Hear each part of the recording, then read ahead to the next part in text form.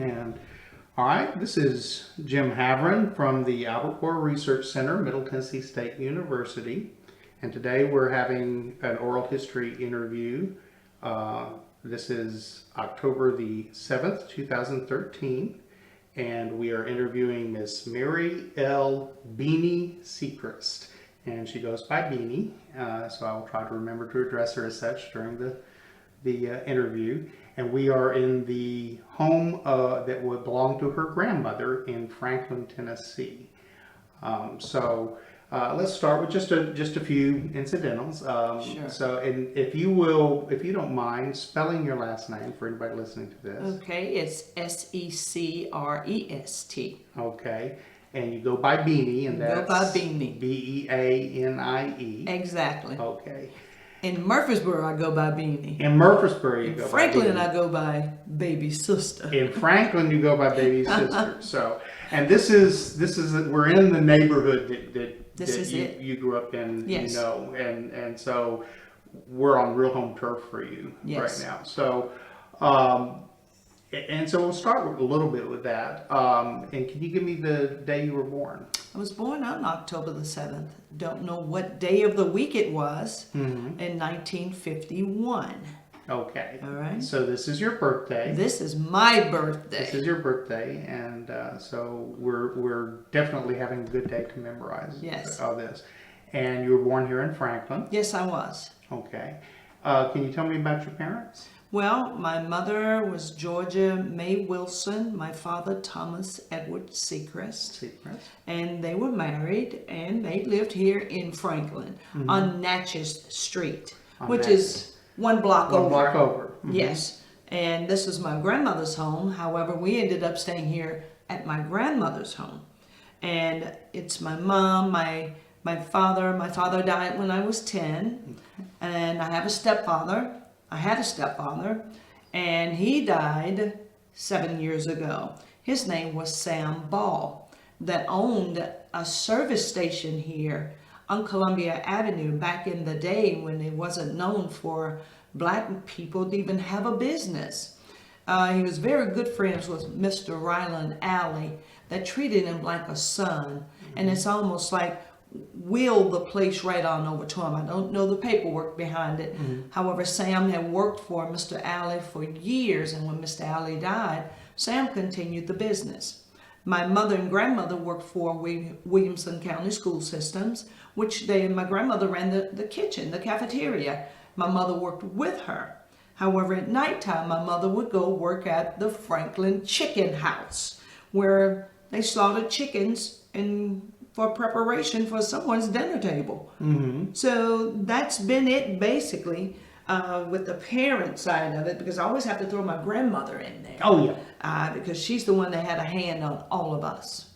So the tight extended family. Exactly. Right. Okay. Exactly. And you said you ran the cafeteria. Was that at a specific school? Well, it was at Natchez High School. Mm-hmm. Then it was Charles C. Johnson Elementary School. Mm-hmm. And then it changed into Johnson Elementary or Middle School. I really don't know. I have these brain lapses as to what the final name of the school was, but it's still Johnson School to us. Right. And she retired from there. My grandmother did. However, my mother stopped working for the schools and started working at Chicago Printing Strings, where I think here in Franklin we called it CPS, where all the gift wrap was made. Mm-hmm. So to this day, I still don't wrap gifts. If I buy it and it's in a bag, they get the bag. I don't wrap a gift. Some years ago, CPS, I guess their headquarters were a lot newer than they used to be because they looked like newer buildings, but they were just out Columbia Pike ways. Same place. Are they still there? Yes, no, that was closed down and was opened up, I think, by Lasco to house equipment or fans and things that they had made. Okay. However, CPS left years ago, and my mother retired from there. Okay. I can't remember the year, but she retired. Okay. But she could make a fine bowl. Well, I imagine so. I've never learned to do that one very well myself. Yeah. My wife wraps all the presents, Okay. or if I do, everybody can tell. They know my presence before they even look at the tag. But now and just for the chicken house you worked at, you said that was Yes. down here where Hillsborough Pike ended. On Hillsborough Road, right off of Hillsborough Road. I can't remember the name of the street. Then once it converted from the chicken house, I do believe Durango Boot put a shop there where it was a Okay. manufacturer of cowboy boots, which my high school friends that used to work there, I went on to college, they worked at Durango Boot. They made me a pair of boot style, the short boot style shoes, and I still have them. Oh, that's nice. And they are fine. I imagine they are. Nice. And still stitched. Heel is still doing good. Everything. Crafted back the way they used to make. Craft. Yeah, craft was the word. Yes. So now, your mother and your grandmother would have been working in the schools during the time the schools were segregated. Yes. And were they there when they became desegregated? Yes, they were. Okay, so they went through that entire process. Yes. Now, when you started school, the schools were still segregated. Segregated. I started my elementary school years. I didn't go to kindergarten because we couldn't afford it. Mm-hmm. And I could walk from the backyard here, cut through someone's yard. Mm-hmm. There's the school. Okay. So I was able to walk to school. So I started school in the first grade. And my best school teacher was Miss Louise Patton, which is still living. However, right now she's living in California with her daughter. But I went there from the first through then they closed down Natchez for the elementary side because it was K through 12. Mm-hmm. So then they took the elementary school kids out, sent them over to Johnson. I started Johnson elementary school when I was in the second grade, and my teacher was Miss Spencer. And Spencer. So that's where my elementary years started, and it was still the segregation wasn't there yet. It was just still Right. you know what? And back in the day, it was always considered, and you would hear this term a lot. You stay on your side of the tracks. There's no railroad tracks on this side of town, and then the whites would stay on their side of the tracks. Right. So, you were there, and the elementary school, being an all-black school, you had a totally different type of education. You were taught to pray. You were taught the Bible. You had to learn parts of the Constitution. You had to be able to recite the preamble. And you're wondering, what has all this got to do with education? Well, not only were you taught your major courses, that school believed in, we must culturalize you. To this day, my favorite music teacher was Palmer Walker.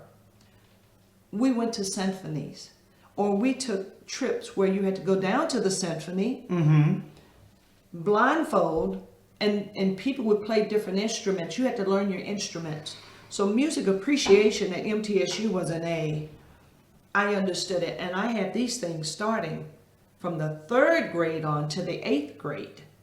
You had music appreciation, you had art, you had expressive dancing, you had it all.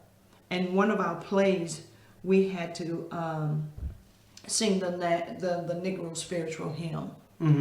And to see it on TV now, and many people don't even know it, I'm like, they didn't have Palmer Walker. They needed Mr. Walker. It was amazing. So whenever, the integration started, my grandmother even caught flack from it because the way black cooks were cooking there with butter, with seasoning, tenderized meat, it was great. Once before they even integrated it, she was always told a year before, you got to get rid of cooking with so much butter. You must stop cooking with seasoning. You will serve the foods as they come out of the can, heat it up, put it on the plate. But my grandmother just didn't. She's like, oh, kids won't eat it.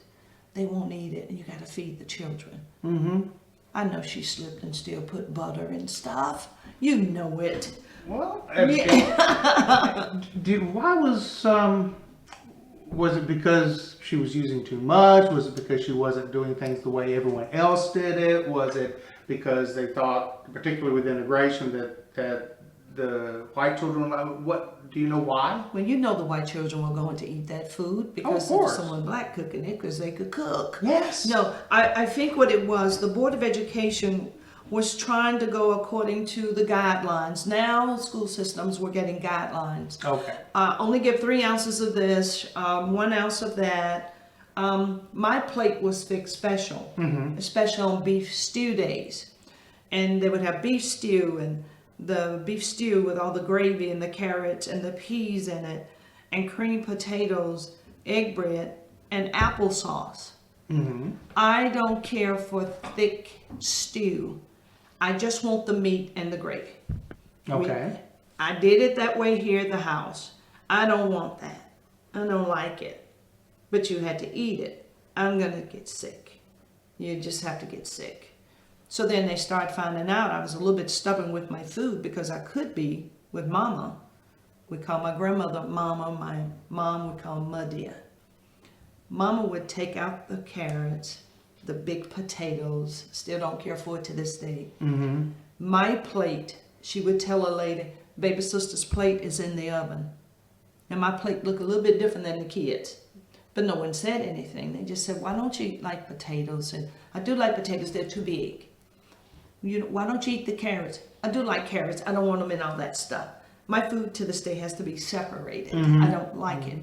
And she knew the boys wanted more than 1 piece of cornbread. The boys could get 3 pieces of cornbread at a time because that was Miss Teddy, and she knew those kids. So therefore, whenever the guidelines started coming down, she could only give them 1 piece of bread. That's not, she said, they can't go the rest of the school day with 1 piece of bread, 1 piece of chicken, 1 little 3-ounce serving, and 1 little 5-ounce serving of veggies. So they would come back with the same tray. Now we have to have different trays, But she knew the children. So whenever things started changing, it hit her too. But not once did she complain. She worked around, how do you feed the children more? How? Because whenever we finished eating, you had to take your tray up to a window. There was nothing to scrape off. The kids, we ate the food. We ate the food. And some things, she didn't have recipes. She's a true cook. She went by taste and smell. And if it didn't smell right, Right. And she went by taste. She would always say, get a clean spoon. I said, why? I licked it clean. No, so you have to have a new spoon. Right. Oh, go to the sink and wash it.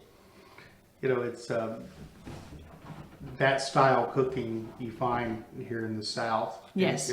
In both black and white restaurants, but if it's country Southern cooking. Yes. When I was in New York years ago, people kept trying to take me to places that they said had Southern cooking, and it was horrible. I mean, fried chicken that was fried. And I finally found the trick to it was I didn't look for Southern cooking, I looked for soul food. Because they had soul food there, which was Southern cooking. You had the people up there that had come up from the South, or the grandparents had come up from the South, and they learned to cook to what that was that day. Yes. The smell, the taste, and all. And one day to the next, it's not going to be exactly the same, but everything's going to fit together. And it was Southern cooking. So Yes, I learned it that, is. and that's the tradition. And it was real popular, of course, as you know, back in the 60s and 70s Yes. to have it set aside as soul food. And that was, I learned that was the trick to find it in New York City. So now we talked briefly before. We talked a little bit before the interview, and one of the things you'd mentioned is that this is a real neighborhood. Yes, it is. So and it still is to this day. So growing up here, you knew the people around you. You knew. And interacted with them. What did you folks do for fun in those days? What kind of Sat on the front porch. Sat on the front porch? Yes, because people would walk up and down the street. The house right across, that's where Little Mama lived. and her name was Ethel Thomas. They would take me over there in the morning times because she kept me. That's when you had neighborhood people that would keep your children. Right. And that's when, before I started school, then you had Miss Ella Francis that worked for the Jewels, that ran the tobacco barn. That house is torn down. Now a Habitat house is there. The next house was Miss Bobby Jean Haddocks that cooked in the school as well. And here we had Mr. Fitzgerald.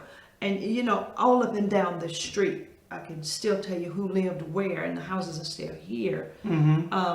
We kind of watch this child, watch that child. Hey, I'm going to tell your mom on you if I see you doing that. They didn't have to say that about me. My brother, that's another thing. Oh, okay. Little Tom, they would, Teddy, because I don't think we had a phone at the time. Teddy and Georgia May, little Tom was down here fighting. Well, when little Tom walked through the door, my grandmother never spanked us. My mother whipped us. My grandmother would have the Bible in her hand, and then you had to sit down. That was a lecture. You had to sit for an hour or so, and you had to pay attention. And you had to tell her what you heard. You didn't want to go through that. I prefer that my mother just whipped me. Because she whipped you. You had to go out and get your own switch. You know that. But for fun, they never took vacations. It was always sitting on the front porch. Because people would go up and down the street. And every time you go up and down the street, you wave. Come back down, you wave again. Every day. Just wave. Because they would go on the porch in the morning times. Everyone's with their coffee, a saucer, and a cup of coffee, or pour the coffee and drink from here because it may be too hot. Then you would go in, clean house. Then afternoon, after 12, because they had to look at their stories, I guess. Grandma was in here cleaning up or cooking. They were back out on the porch and just talking. And they would visit from one porch to another. They didn't even know what a vacation was. Never have. It's always been work. School, work, home. School, work, home, church. Go to the youth meetings, Saturday, church for any kind of special program. Sundays you went to Sunday school. Then you in church. Then you in bed. Have to go to school. And it's that same ritual over and over. So as I grew up and as I went to MTSU meeting different people, I started going home with other people. I started bring them here on Sundays because I was so proud because there was nowhere for anybody to sleep. I was so proud of the food.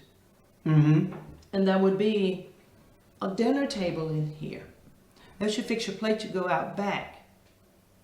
You didn't go out front. That's too common. You go out back on the back porch. Kids had to get out of the house in the daytime. While they clean. You get outside. Don't come back in the house not unless you need a drink of water. If you need water, there's a spigot on the side. And it tastes like, it wasn't hose pipe because we didn't have one. It tasted dirty, dusty, but you drank it. And you created games.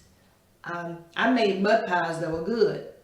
That morning I would steal sugar, put it in my pocket, so the black rich dirt that's still out there, they have beautiful earthworms, by the way. I would make mud pies. Then we would eat them by 4. We ate dirt. You know, but for your But dirt was good. it was great because you didn't. Miss Susie had the chickens. This house wasn't there. It was an old shack where she ironed clothes for a lot of the whites.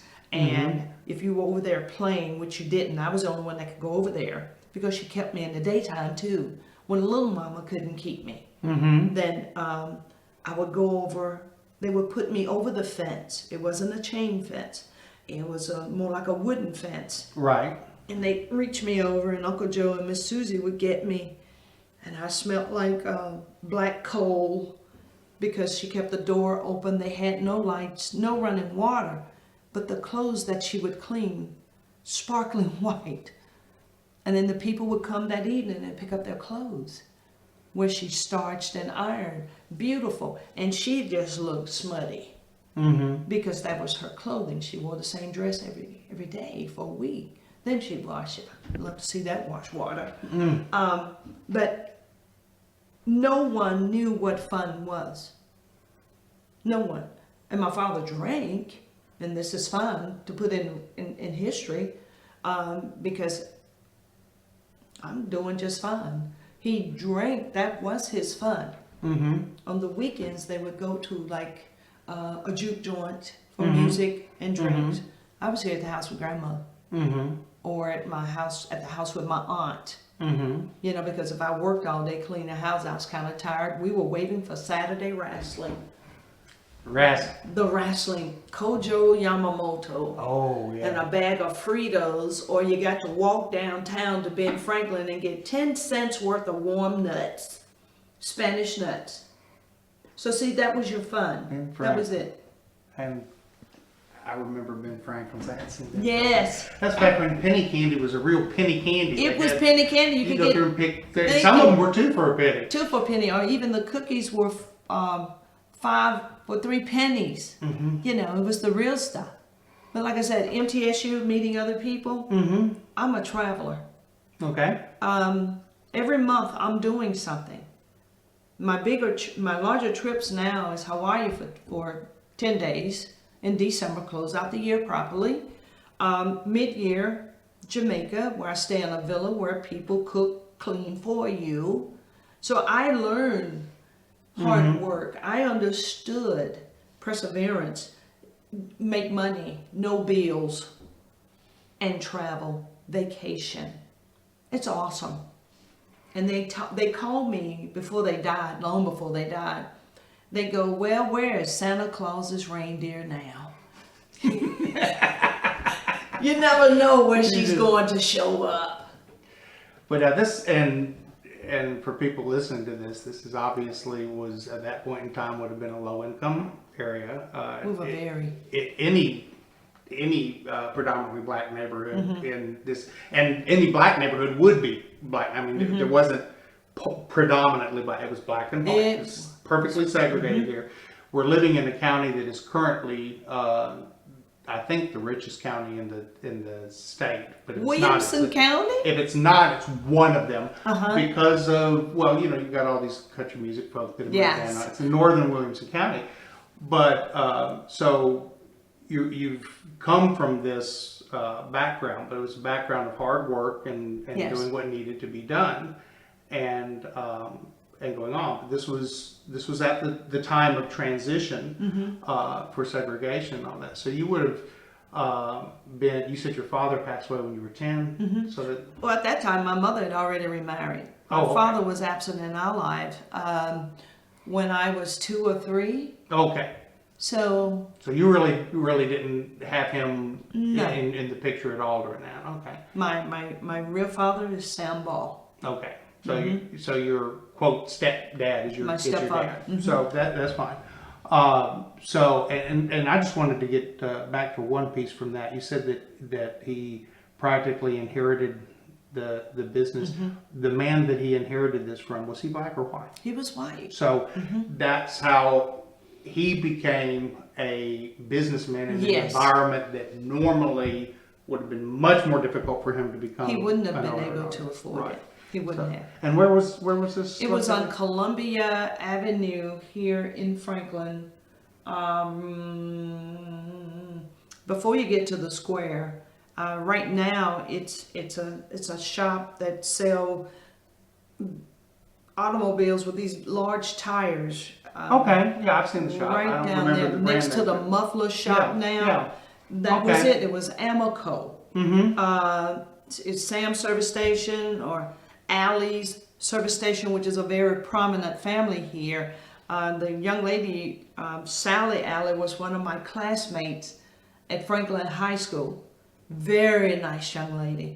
And we knew her name, but I never met her. So when I got ready to go to Franklin, I'm all excited thinking, oh, this is really great. I'm going to know a person other than Cassandra Williams and a few of the other guys that had gone there. Cassandra Williams and we were in the first grade together. And so we were going to be going to high school. Well, I knew Sally Alley's name. And I said, oh, well, this will be great. When I go out there, I'll see Sally. Now, I never met Sally, but you needed allies. Right. Well, no, didn't happen that way. Because, understand something, she had a reputation to uphold. If you knew someone black in 1963, oh no, she would have caught it, I'm sure. Now that I know what I know, I was okay with it. I was okay with it even when she didn't speak to me out there. I didn't. I just went on. I'm one of these, I don't force myself upon anyone. I'm also one of these that the way I'm raised, now do good to people, do not disrespect people, don't fuss, don't fight. And I was like, oh well, you have to go on. So it was, even though my father knew Mr. Alley, it didn't give any relationship to Sam's family. Now Sam could go to their home because he had to take Mr. Alley home many nights. Mm-hmm. Sam would take him home, and Sam could sit there in the kitchen, and they'd feed him, do whatever else, send us cake home or whatever. But when you got to school, in high school, which it was the 9th grade, when I decided, it was going to happen, I figured, well, let's go early. This is great. Grandmama said, well, yeah, why not? My mom, yeah, why not? The principal, Mr. J.R. Watkins from Johnson, says, Johnson and Natchez will be having changes next year. I've just left the Board of Education. We're going to be integrated. Well, many of the kids kind of knew what was going on because maybe that was the conversation in their family. Mm-hmm. In our family, if it didn't equate to God or right here with this family, it wasn't talked about. It was not talked about at all. I didn't know because even our school teachers never alluded to anything. Miss Patton at that time was my language arts teacher. She was my 1st grade. Now I'm up here in the 7th, 8th grade. I'd heard the N word, but not much. I never paid any attention. There wasn't nothing in conversation in this house. So when I went to high school, I remember coming home one day and I said to my grandmother, I said, Mama, some people just kept calling me that N-word today. Why are they doing that? She said, what? And she was sitting right there in a chair. I said, why on earth would they do that? They know my name. She goes, what did they say, Mary Louise Secrest? I said, no, they said the N-word. She says, no, sugar, you only answer to Mary Louise Secrest or Mary Secrest. I said, oh, okay. I went on back there and put my books up. She said, you need to go out there and get the clothes off the line, fold them up, bring them in, put them in, and then I'm going to make us a pudding.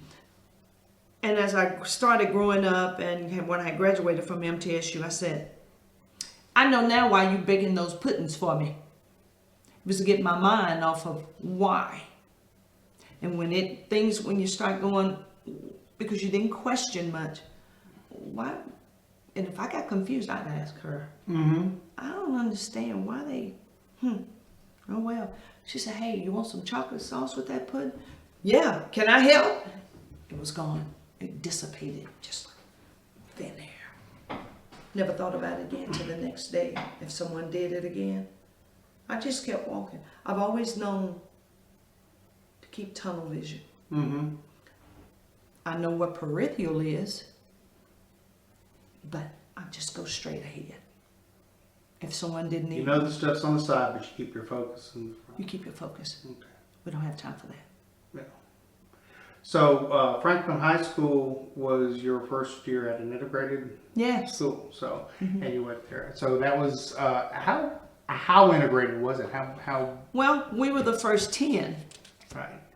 So now is that what I'm looking at That's here? what you're looking at here. So I'm looking. Is this a copy from a newspaper or Yes, from the Review Appeal, Oh, okay. That paper. That's right. Okay, I'm looking at for the listening audience. I'm looking at an article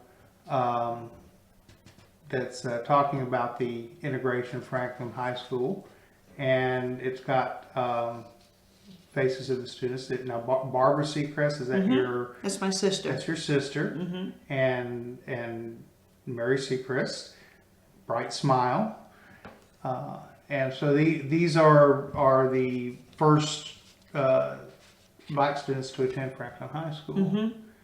So, see, my memory of Franklin High School comes from when I went to Hillsborough High School in Nashville. We used to play them for our homecoming games usually. The football teams weren't that good those years, so we tried to play that because ours wasn't either. And we thought, well, maybe we stand a chance at beating Franklin. We didn't. No, So you weren't. We still lost. You weren't going to. But and the years before and the years after I was there, Hillsborough had a good team, so maybe I was a jinx. But so this it was just that small contingent out of the whole high school. So obviously there was friction there if there was that kind of language going there. But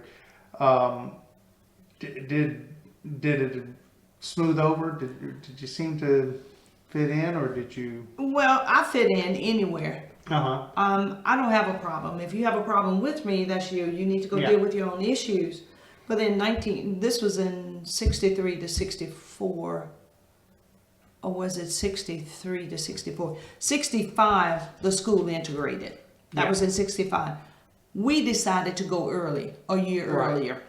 And going out there, you didn't know why they were staring, because I worked for Miss Warren and Dr. Hall's family. They didn't stare at me. And it was so interesting that if you walk through the hall, people would shrug their shoulders or something, or turn as if you got too close, because it was very crowded. Even the teachers then didn't know what to do. The seats, they would sit you in alphabetical order. Of course, my seat then was always in the back. I'm in S.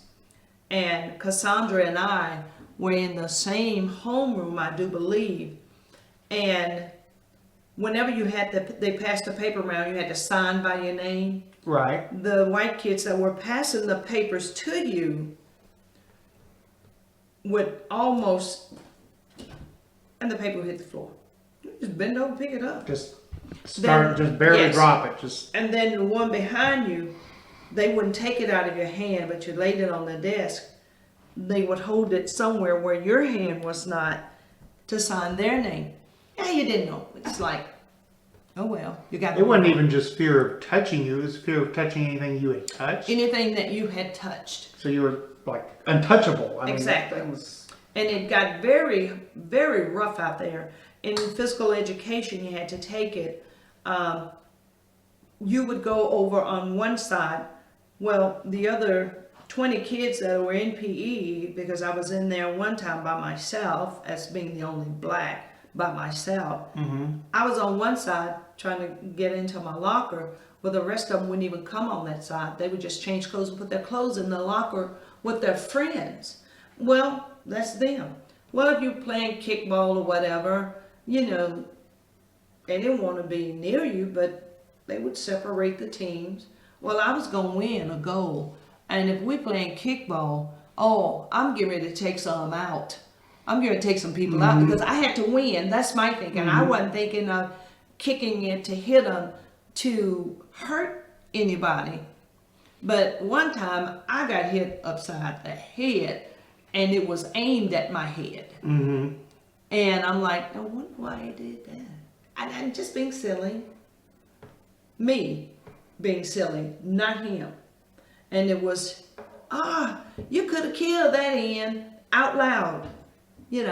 And you're like, ooh, why did they say that? Well, my name is Mary Secrest.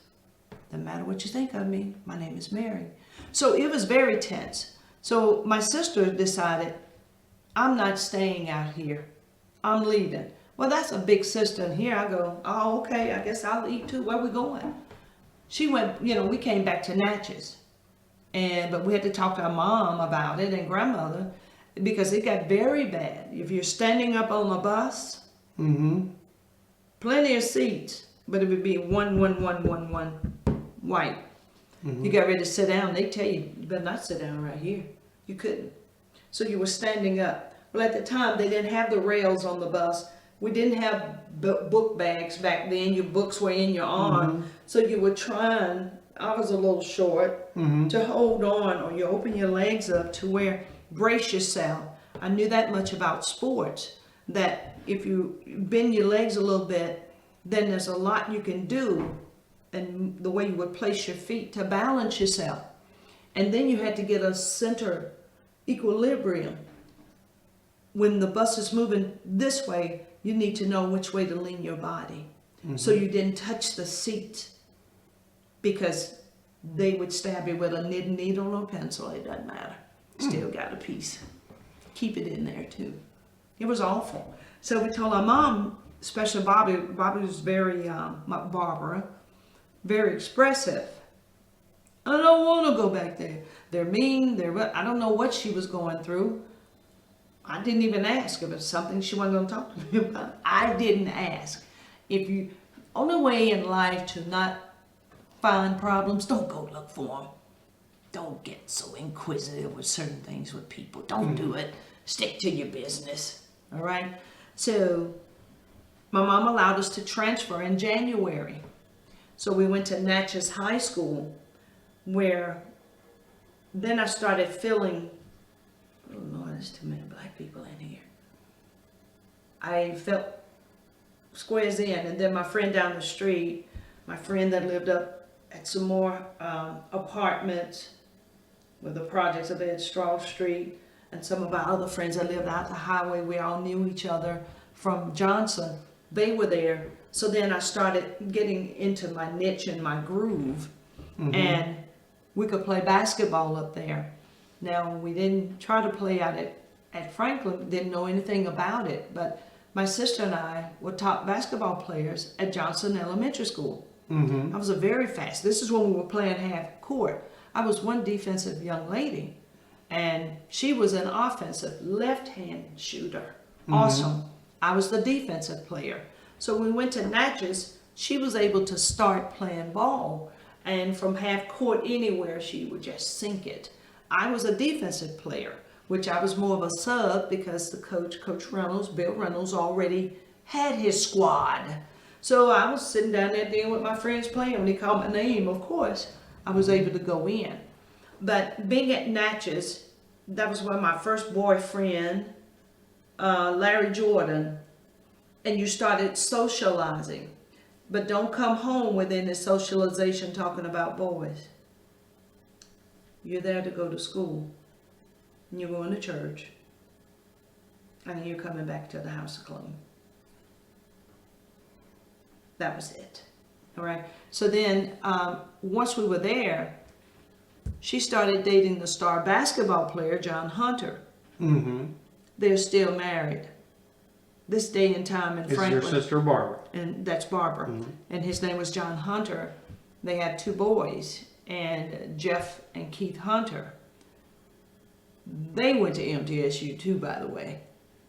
Now, she didn't go to college. I was the one that went. My uncle went, and I figured I need to go somewhere because I can't stay in the house with my mom, all right? But it was different. The socialization was grand, Friday night dances. But boy, better stay at the end of that street. When you walk home, you and Betty and Linda and Nita, you better be together, don't have any boys. You know, so totally different. The socialization piece of it, I needed that because I was more of an introvert.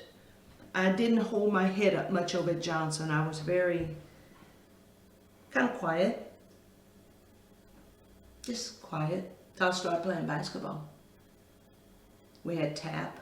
I was on the dance team. We played softball. And then to have sports brought me out much more.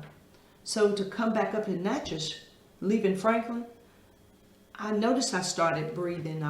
Didn't know what was going on or what was going to happen from one day to the next. You didn't know. I never thought that I would be in danger. Now that you see the way things are in life and the way it was, man, something could have happened to me. Wow. Because I was basically the only one in my classes when I first went. Wow. So see, this is why MTSU didn't scare me to walk onto a ball team. It can't hurt me. Before we move on, I did want to pause. You've mentioned church several times. Yes. Where did you go to church? We went to church at Church of God with my aunt because she had the Sunday school. So we would go to church with her up to a certain age. Then we started going to church with my grandmother, which was out at West Harpeth Baptist, Primitive Baptist Church. Primitive Baptist, okay. Yes. So see, we have a church upbringing. You know values, you know rules, you know what God expects. And it started very early to where you had to work in the church, meaning Sunday school you had to help whoever it was leading, the deacon that was leading. I was the one that did the dismissal of Sunday school because at that time they said I started talking, so I could remember things, because coming from Johnson School, you understood Bible verses. You had to know the 23rd Psalms, the 100 Psalms, the creation in Genesis. You had to recite these things. That I need that for? I'm thinking, why we gotta do all this? But then when you came home, you couldn't touch food until you prayed.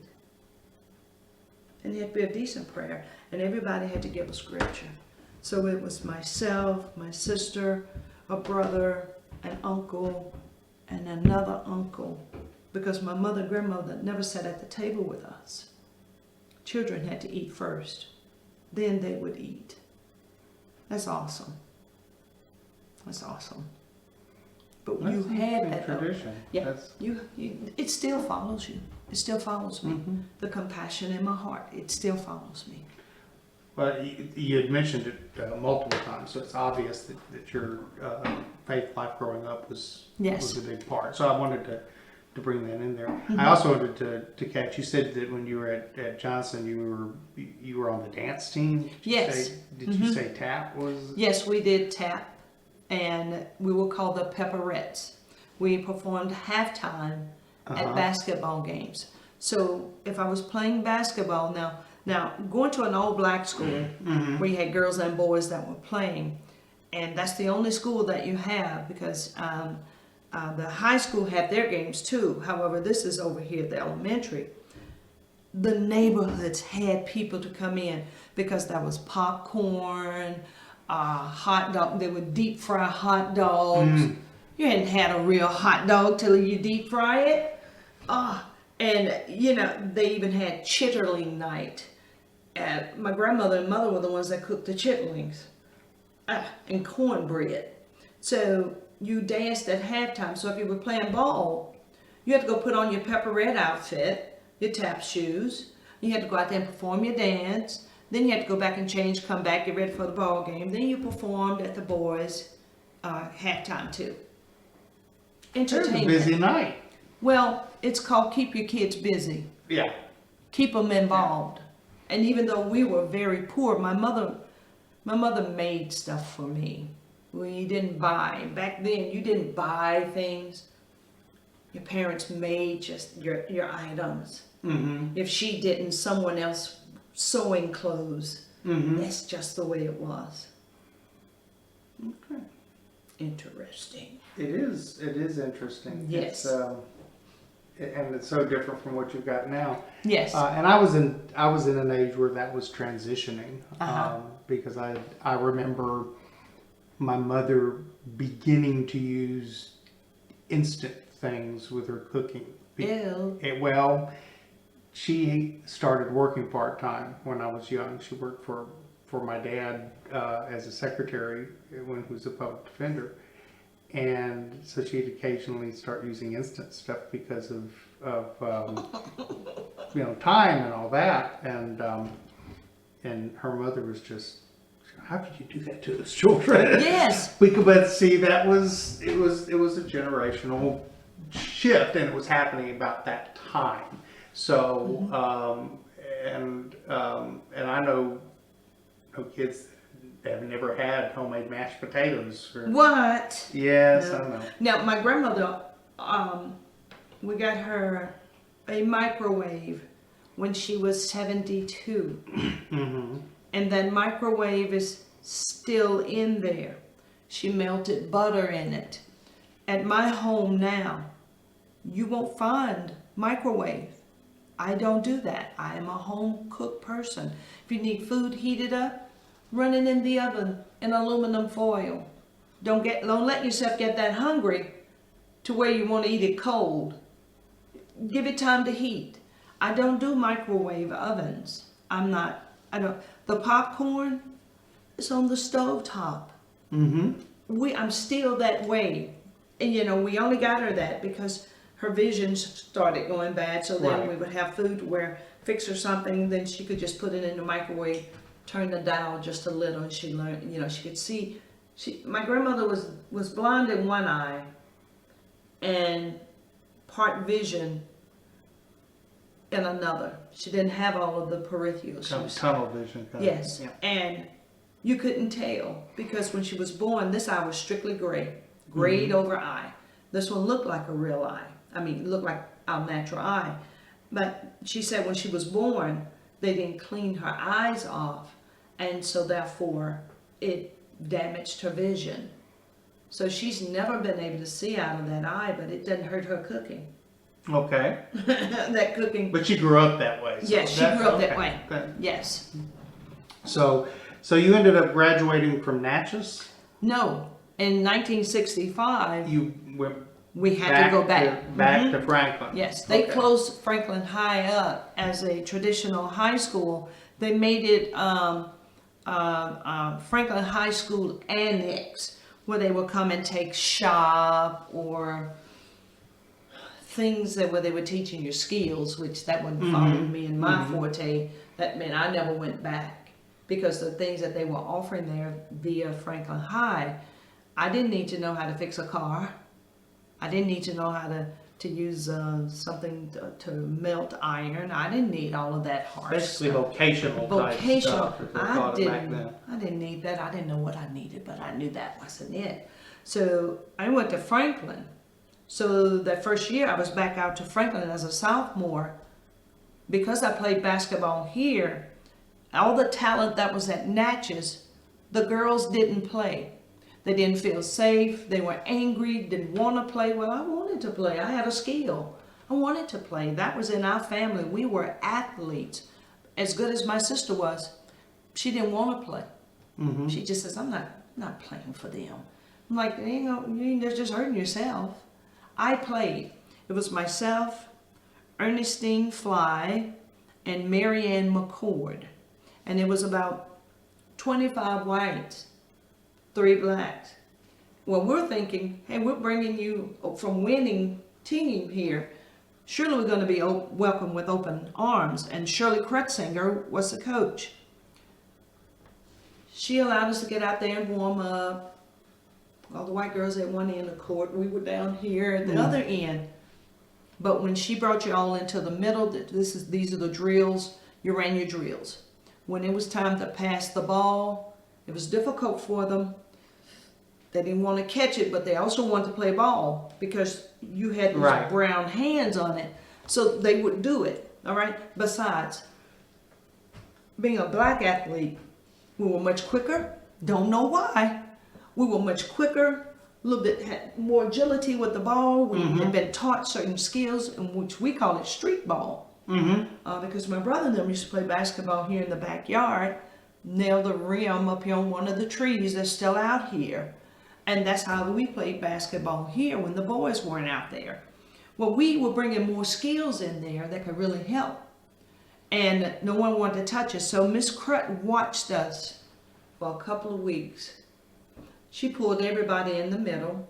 Well, usually in the middle, she's in the middle and the rest of us kind of standing. She said, I need all of you inside the circle. The black kids, we just go on and get in the circle. The whites found out they finally had to, and they didn't want to stand. Miss Kretzinger, when she got through, there were no more problems. None. She got everybody straightened out? She got them straightened out.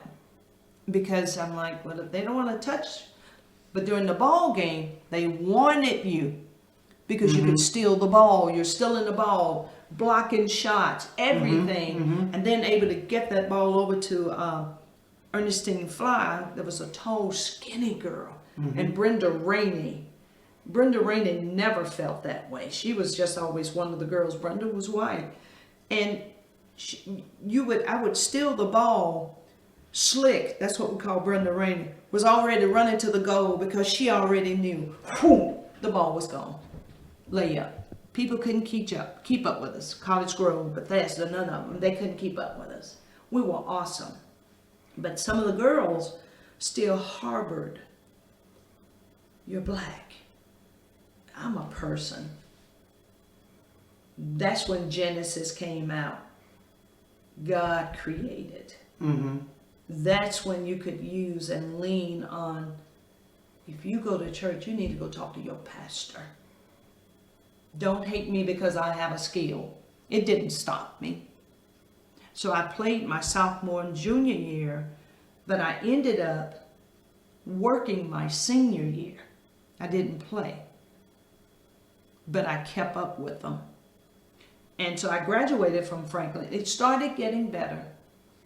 And I went to Drone's business school before I went to Middle Tennessee. I'm following my friends. Right. Let's just go to a business school.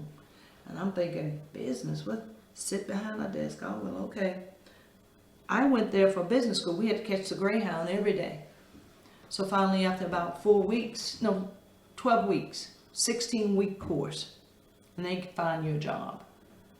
My friend decided, I don't want to go here anymore. We all looked at each other, okay, we won't. I mean, it was the Three Musketeers. Well, one went, the other one went. So we kept going to the business school every day, pretending. We went to school. We were up at Castronauts and Harvey's uptown buying donuts and walking till it was time to get on the bus and come back home, lying to my mom, which I was scared of her, still scared of her. That's why I still try to do right, because she may want to whip me, I don't know. But after a year, I graduated in 69. And after a year, I went to the business school. She told me, you're going to have to do something. So I started working full-time at CPS. I am not a factory worker. I'm not below it, neither am I beneath it or above it. I don't do hard labor. I just don't. I'm like, why am I in here? My mom worked here. My brothers worked in a plant, my sister. And I'm like, why am I doing this? This is not me. This is not me. And then finally one time I wasted some glue that makes paper, that binds paper and ribbons together, got on my pants, couldn't get them out. I said, that's it, messing up my clothes now. I will not do this. I didn't tell my mom.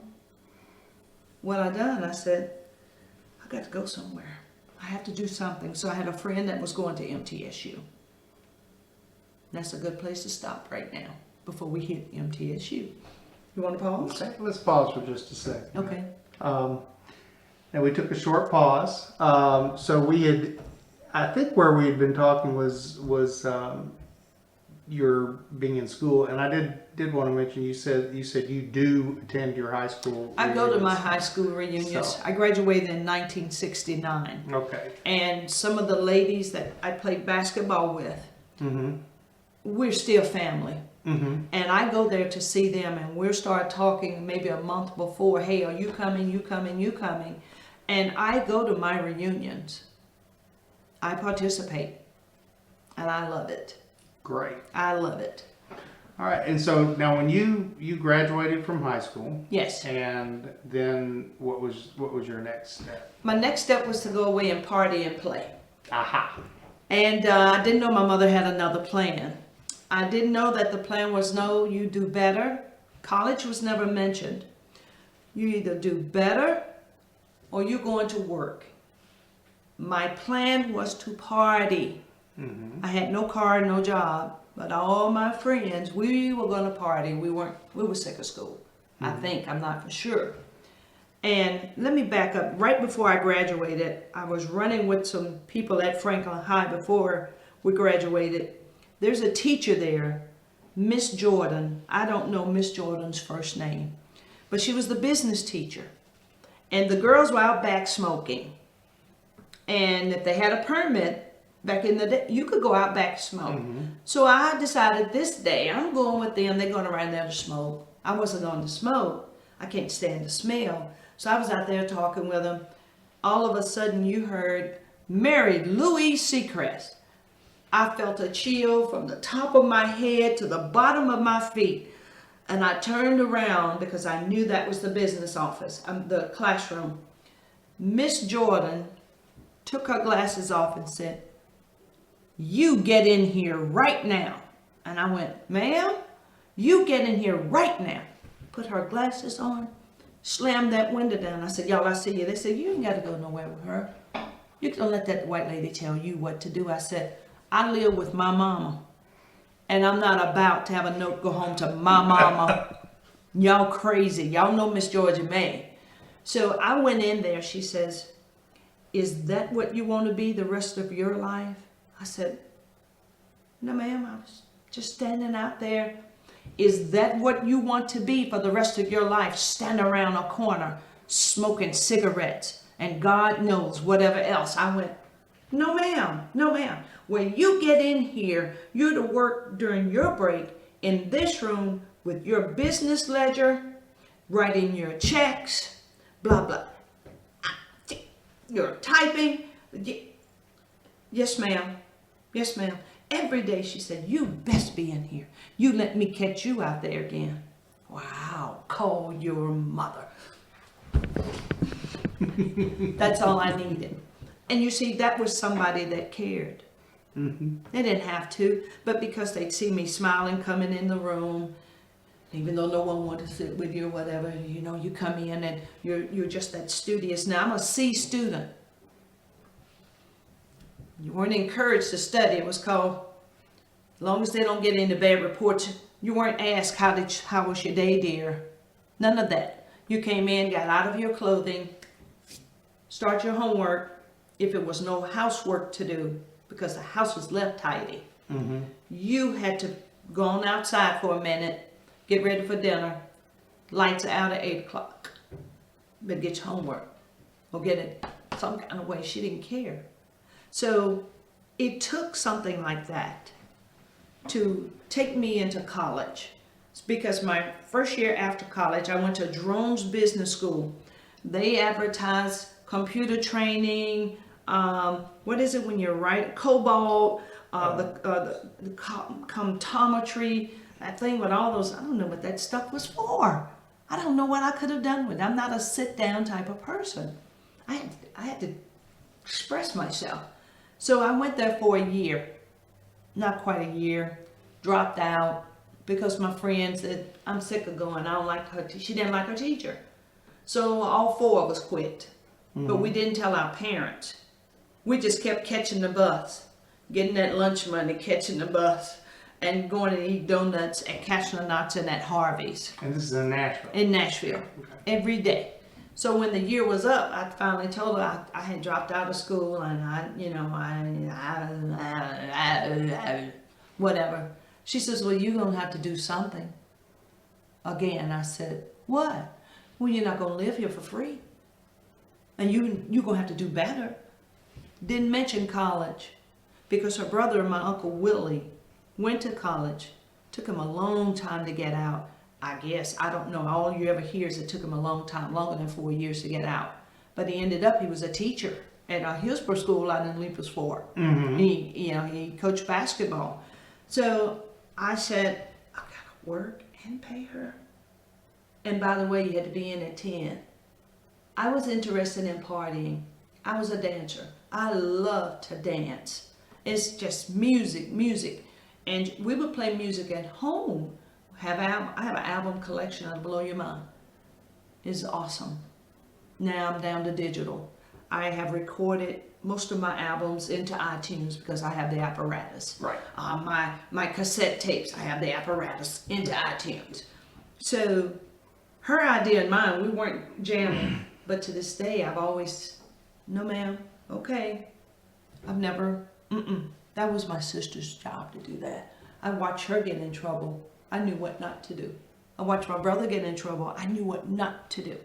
So I went to visit a friend that was going to Middle Tennessee because she used to go to Natchez. But she was from somewhere in Brentwood, Hardscuffle or somebody. I don't know what it's called. And she says, girl, I am in college up here at MTSU. You need to come see me one weekend. So I told my mom, hey, I'm going to go see Luna. She knew Luna. I'm going to go to Murfreesboro with her. Where are you going to be staying? Well, she's in a dorm, and I'm going to stay in the dorm. Mama didn't know what a dorm was. She's right on campus, but she knew on campus you can't get in trouble. You're on campus. So after I visited with her for maybe about 4 or 5 weekends, I said, now how do you get to do this? How do you get this room? You got a hot plate and you can cook your own food and the bathroom's down the way, community bathroom, but. So she told me what to do. So I said, how do I get in here? Well, you got to take the ACT. Nothing about SAT. I took it. I think I scored 16 points on almost 17. That's pitiful. I think the highest was 19 at the time or 20. And I said, oh God, I could have done better, but I'm not a studier. I didn't study. I said, you have to be smart? She says, no. You have to be rich? That's what I was always told at Franklin. But Miss Jordan never said you have to be rich or you need to go to a business school and learn a trade. And I never knew. I thought you had to be rich. Well, we were living, how many in a house? At this time, my mom had gotten a house. She and my stepfather. Mm-hmm. So I said, well, how do you go to school? She says, girl, I got a loan. You borrowed? Yeah, you can borrow money. I said, how? She said, I don't know, my mom did it. I said, you got the wrong mom. My mother's not going to do that. But I told my mom, I said, I want to go to school. She said, well, that's good. It's going to cost. Well, you better get a job. I said, but, she said, well, how much is it? Well, to register, I need, just to register, I'm going to need at least $50 because I had to register. Application fee, all of that. No, it was $25 back then. Mm-hmm. Okay. You got enough money? Where's your bank account? I got it. I got to spend my money? She said, you want to go to school? So I paid it, got the test, took it one time, paid the applications fee. Then they say, you have been accepted. We received your scores. You can come in regular student. I said, wow, this is good. This is how much money you're going to need for your registration. We placed you in Smith Hall, which has been renovated and converted into a women's dorm. This was a predominantly male dorm. I said, so what do I do then, Luna? Well, I said, oh, I got this stuff. I don't know what to do. She said, do what it tells you. I said, but now I've got to have $275, girl. Room and board. $275. Room and board. I said, girl, I don't have that kind of money. I got 78. She said, girl, you better get to working. I called Dr. Hall's wife. I never once asked people for money. I need money. I asked Miss Warren, could I come back and work some more? Because I'm trying to go to school. And they gave me extra hours. I worked babysitting. I went to the house to clean up. My aunt was still working with them then, but she could take on a new client, and I could take what she had, some of what she had. Mm-hmm. So I got all but 30-something. So my mom gave me that, so I was able to register. So that meant I had to eat at the cafeteria. There was no spending money, no job. What was I going to do? So I got to do something. I don't know what I'm going to do. I got to have money. Mom, what am I going to do? She said, I don't know. Well, she said, I'll go to the bank and get some more money so you can have a bank account, but you're going to give me my money back. That was fine. All right. So that first semester I was up there. Best thing I could have ever done. Best time for Luna Cobble to be in position. Good thing she said you got to do better. This one here says you got to do good in life. No, nothing of college. And then my uncle said, why don't you you're going to stay up there? You need to make sure you act right up there. I think what they were saying, no sex, drugs, and rock and roll. Mm-hmm. Because sex was never talked about in my family. And I'm like, I ain't know nothing. I didn't. I just always had fun with friends. We'd go out, we'd go dancing, with, you know, went to the clubs where the guys were. We came back home because you didn't bring nobody home with you. They didn't put up with that, including my uncles. But not bring no women around here. My grandmother would have a heart attack. You need to be about your business. Whatever that is. I don't know what that is. So that's how I got to MTSU. Interesting. So once you got up there, you stayed in Smith Hall. Yes. And your major was? Health, physical education, and recreation. Okay. Because I played basketball. Because I was an athlete. I didn't know what to major in. Back in the day, you had the simple majors. Mm-hmm. To know what I know now, it would have been computer science. Mm-hmm. It really would have been. I teach applications, Mm-hmm. systems. Mm-hmm. I don't know a thing about them, but if you tell me how they work, I make it work. Because I have to develop and design a package to make sure that Okay, it so is- you understand systems theory. Yes. What systems are and what they do. Exactly. You don't have to know the details of the exact system, but you apply Exactly. system theory. Okay. Mm-hmm. All right. So, but back then it was different majors. So you played basketball. And I so played you- basketball there. Okay. Yeah. I was basketball and track at Franklin High. Mm-hmm. And we had a track meet one day. I didn't understand nothing but running. I was fast. I ran the 50-yard dash back then, the 120 back then, and I was the anchor for the 440. I could run them down. It didn't matter. I was just gone, natural. And Miss Kretz says, "Come here, sister. You ever done the long jump?" I said, "No." "What is a long jump?" "Well, you go back there, you run here, and then when you hit this line, you need to jump and see how far you can go." That's all. Because I could pick it up. Mm-hmm. I could picture it. I'd go back, stretch the legs. I'd run, kept my eyes on the board. Back then was the board, the white line on Mhm. the board. I'd hit that board and it would just go. And I remember being at Franklin High School, it was 13.7. She said, "My God, that was awesome." Well, if you look at the records now, no, it's not. Back then, yes, it was.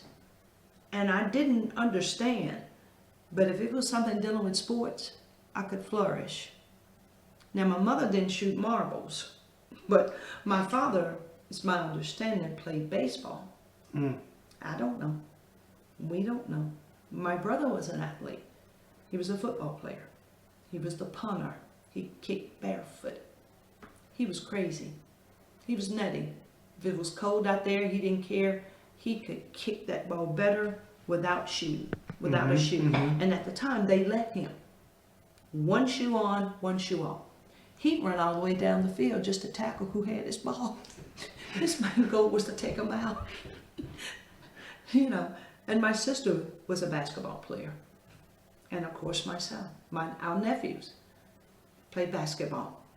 They ended up at Franklin High School, the school where we had struggled, Mm-hmm. being captains. And it makes you smile. And they did awesome. So they went on to play basketball. Of course, one went to MTSU playing basketball Mhm. on scholarship. Now, when you got there, well, let me ask you a little bit about the campus, et cetera. Mhm. Still predominantly white. at Yes, that it was. Mhm. time. Very predominantly white. Did you have similar types of friction that you had at Franklin, or? I say yes and no. Okay. You knew where to go. It was just something that was not spoken. Mm-hmm. You knew where to go, where to stay away from, who to have another person with you while you were walking across campus. Mm-hmm. Nathan Bedford Forrest was at the head of that school, the monument. I didn't know about Nathan Bedford Forrest, KKK, or nothing else, even though that was a riot here in Franklin. Mm-hmm. I didn't have a clue. Because you see, in Franklin, I knew never look a white person in their eyes. You always look at. I still do it to this day, to a certain point. I don't just stare at somebody coming towards me. Mhm. They don't know me, but I look off. I don't stare at them in their face. It could be something from here. I don't know. When we were growing up, when I got to MTSU, the women there, they weren't majoring in physical education, maybe 2 or 3 of them, but still, again, you didn't know them, but you made yourself know them. And they put blacks and whites in a room together. Well, my roommate was black, but when white parents found out that their child had a black in their room, they had to get out. Then they put 3 or 4 blacks in one room. So that they wouldn't blend in with, not blend in, but be in there with the white, because the whites were uncomfortable.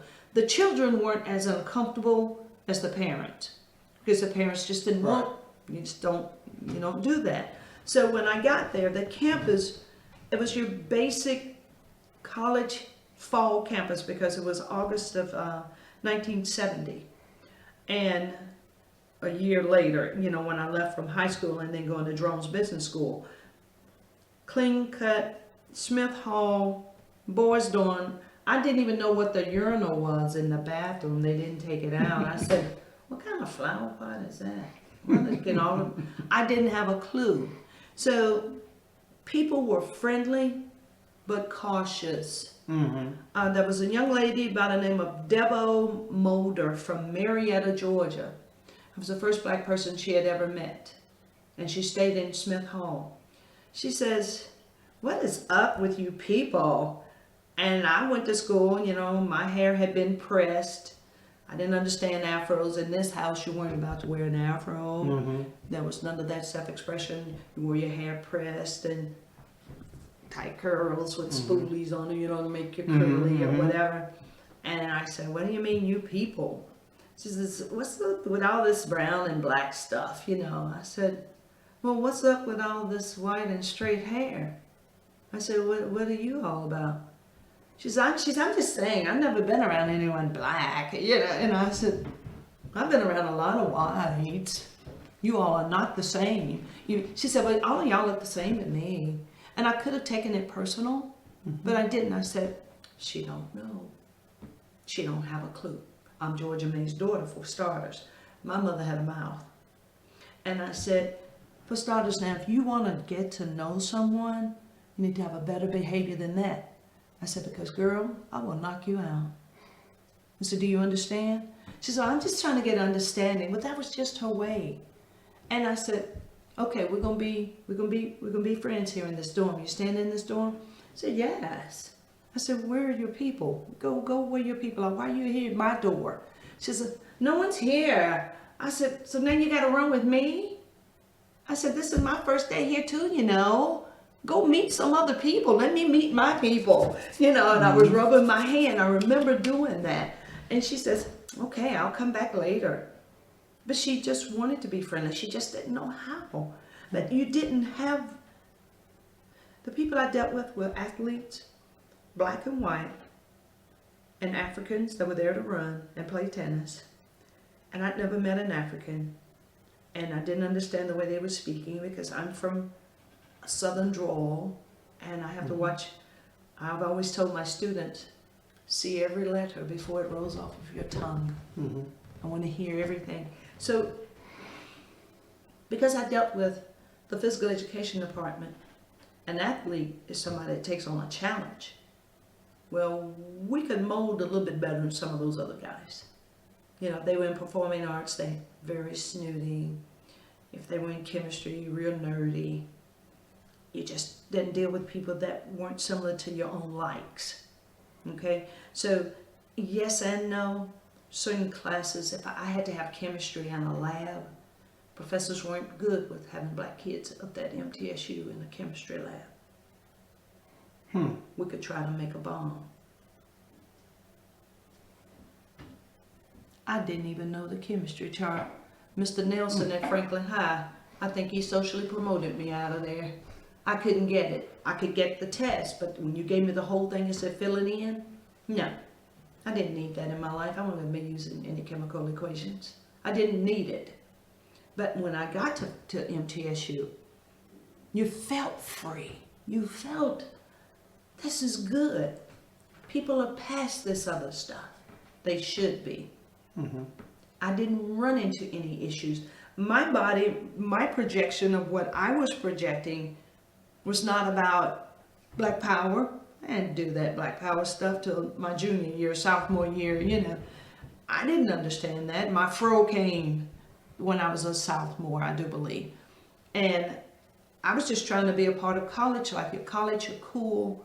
You know, the kids were drinking, the pot smoking was going on. You name it, it was Free Willy. You know, people were friendly over in the UC University Center. But check this out. All we had were patty melts and hamburgers and peanut butter and jelly sandwiches. Now they have restaurants up there. They got it all. The blacks sat on the right side. The whites sat on the other. You knew your place without it being spoken. You knew where you were supposed to go and where you were supposed to be. It was, and you kind of go, oh well. Doesn't involve me. I just need something to eat. If one of the basketball girls, well, before I knew basketball, if they were sitting over there while I was there at MTSU, if I needed extra money, I went over there and got it from them. If they needed something from me, they came over. And eventually, you start seeing this because in classes you had to be on in certain groups, so you start seeing the blending. I didn't have a problem there. To be honest with you, I didn't have a problem at Franklin. They didn't bother me because I carried myself very positive. When I was stuck in the leg, I just kind of went, like silly people. Silly. Fights were every day at Franklin. Mm-hmm. I had to get to class and on time. I didn't need my mama to know that I was late for class because I couldn't deal with her and Franklin. Nah, I couldn't do that. Interesting. That's all I can ever tell anyone. So when, you know, going to school at MTSU made me realize I was going to a teacher's college, and I think I'm going to teach. I'm going to teach PE and health. I'm going to teach kids how to blend with each other. I'm going to teach kids how to read. I'm going to teach kids how to care for their bodies. I'm going to teach kids how to, no matter what you want to do, you can do it. Don't you let somebody tell you you can't do something, including my special ed kids when I taught. Mm-hmm. That was the most rewarding. They could do it. Mid-secret, I can do it. That's you're right, you can do it. Maybe they couldn't. They didn't know. They felt like they could. So see, problems, integration, you know, segregation, all of it. In this house, did you do the best you could today? Did you offend anyone? Did you steal anything? Did you kill anybody? You're welcome in this house. My grandmother's. This is my grandmother. Mm-hmm. I still carry her to this day. The reason why there's no furniture in here, maybe 7 months after, because they all died within 6 months, and that was my responsibility, and then my sister to help, and we had to take care of things. I opened up the door because this house was willed to me. I opened up the door and I went down to the process and said, you don't have any furniture in here, so you need some blessings in here. Come down to Miss Teddy's house. Let me give you some furniture. And it's blessed furniture. You do something wrong, she's going to get you. And they knew Miss Teddy because she cooked the cornbread. So I got rid of everything. Everything, except for that. And her bed. I opened up the door. I said, pull your truck up here. Everybody.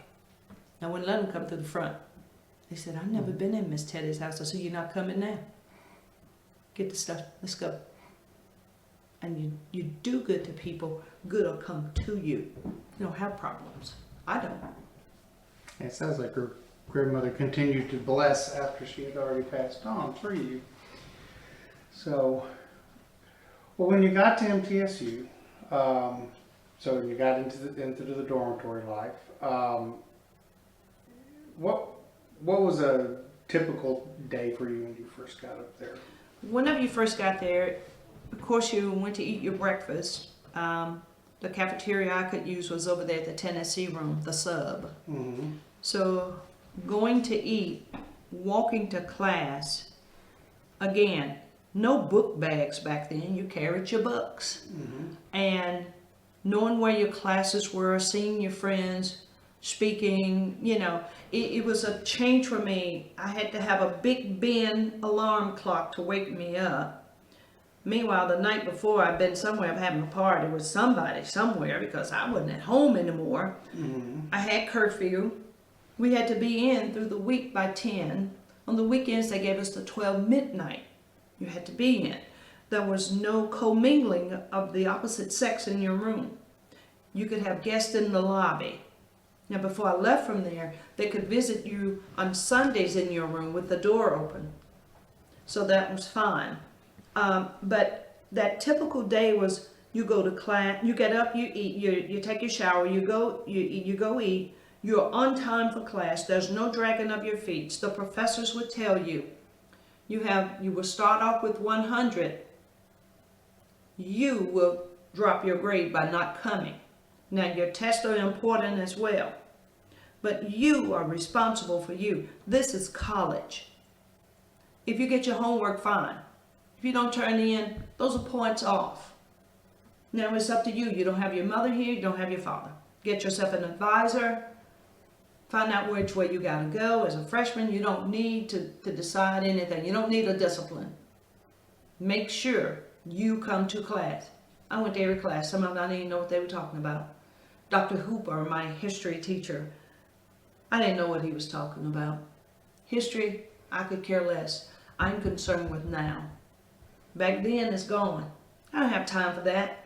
I don't care who crossed the what. I don't care what electricity came from. Do I have lights now? Is there running water? You see, we've lived where I had to use a pot. Does the commode flush? That's the main thing. And I didn't care about history. He looked at me and says, Miss Secrest, think of this as watching the soap operas. It's one thing after another. And I looked at him and he made me sit up front because in the back I went to sleep. I literally laid my head down and went to sleep. He made me sit to the right of him. Yeah, by the window. I would daydream. Then he moved me. College. I'm thinking high school, but he would start talking about something. I said, so what does that have to do with right now? This is 1970, going into 71. You need to know what happened back then. No, what I need to know is that my mom and dad got together and had me. Because I'm a peace woman. I would always thought they're peace son. He says, you're going to have to do better here if you're planning on succeeding. I said, yes, sir, because I couldn't be disrespectful. I failed that class. I had to take it again. So I waited. The only one teaching that class when I needed to take it was Dr. Hooper. I said, this is God's way of having a joke. So this time, two of my good friends were in there with me. I figured, surely little Fanny, she was on the ball team when I recruited her. She was on the ball team from Mount Pleasant, Tennessee. And she was in there in history. She ate it up. She loved history. But I'd look at her some days, she was over there asleep. He'd call her name. She could give the answer. I'm wide awake, paying attention, taking notes. He said, Miss Secrest? I said, Dr. Hooper. Miss Secrest, can I have the answer? I said, oh, you want to answer? I went, what was the question again? Because, my brain was in 3 stages. You had to say it. You had to go over it with me. Then you have to guide me through what I'm doing. Maybe that's why I was an awesome teacher. Maybe that's why I'm an awesome facilitator. You can give me someone with the lights out completely. When I get through with them, that'll be the best employee you can ever have. That'll be the best student you'll ever have. I've been there, I think the study habits weren't encouraged here, but I got out of that class with a C. He said, you were a struggle this time, but not as much as the other. And I found out, you had to stroke him a little bit. You're the best history teacher. You're so patient. and you understand my traveling schedule with basketball. See, back then they didn't care if you were traveling or not. You best be in class, and you best have your homework. They didn't care if you were an athlete or not. Remember, we didn't have scholarships, so they didn't care. It was called get to class. Different. They baby them too much up there now. Holding their hands a little bit too much up there now. Well, Dr. Hooper isn't there anymore, so. I know, he ought to be gone by now. I mean, to glory. He might be. Yeah, he was an older gentleman, but he was a professor that he loved history. He just had someone that didn't connect the dots. Why did it matter back then? The wars that we had. We had a war here in Franklin. I don't know anything about that. Was I fighting? Were any of my people killed? No. It don't matter. Go on, move on, next subject. That's the way I look at it. You're sitting right on the battlefield. I'm sitting. It's right up the hill. The Carter House and Yes. just over the way. It's right there. But here's something here. You weren't allowed up there at the Carter House to go visit it when they had it open. Oh, of course. You weren't allowed up there. Certain places you didn't go. Your grocery store was right over here at H.G. Hills. You didn't go anywhere else where there was a store. You went over there to W.T. Grant, where you could go downtown Franklin before 5 p.m. because you couldn't go anywhere near downtown being black when it started getting dark. You won't make it home. So we went at 12 noon, and we were through by 2. When we went to Frank's, because my mother and them believed in you buy clothes with a label. Therefore, they don't tear up on you. When she wasn't making them, we had to go in through the back door at Frank's, the back door at Lung and Gardner. That's where my Buster Brown shoes came from that you couldn't kill. Those things, thick sole, you had to wear them all year. But they were clean. She kept them polished. She even polished the bottom of our shoes. My black and white South Oxfords, she polished them black. The white, there was no black in the white, no white on the black. Clean. Our clothes were name brand. You went down through there at a certain time. In Murfreesboro, Steinmart, what did they have? Stein something. Whenever there was a special occasion like homecoming, we would go uptown Murfreesboro.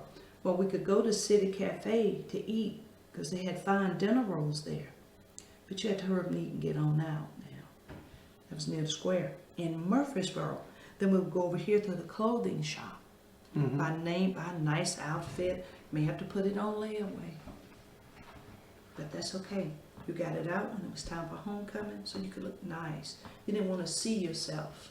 In other words, somebody having the same outfit as you, so we went to special places.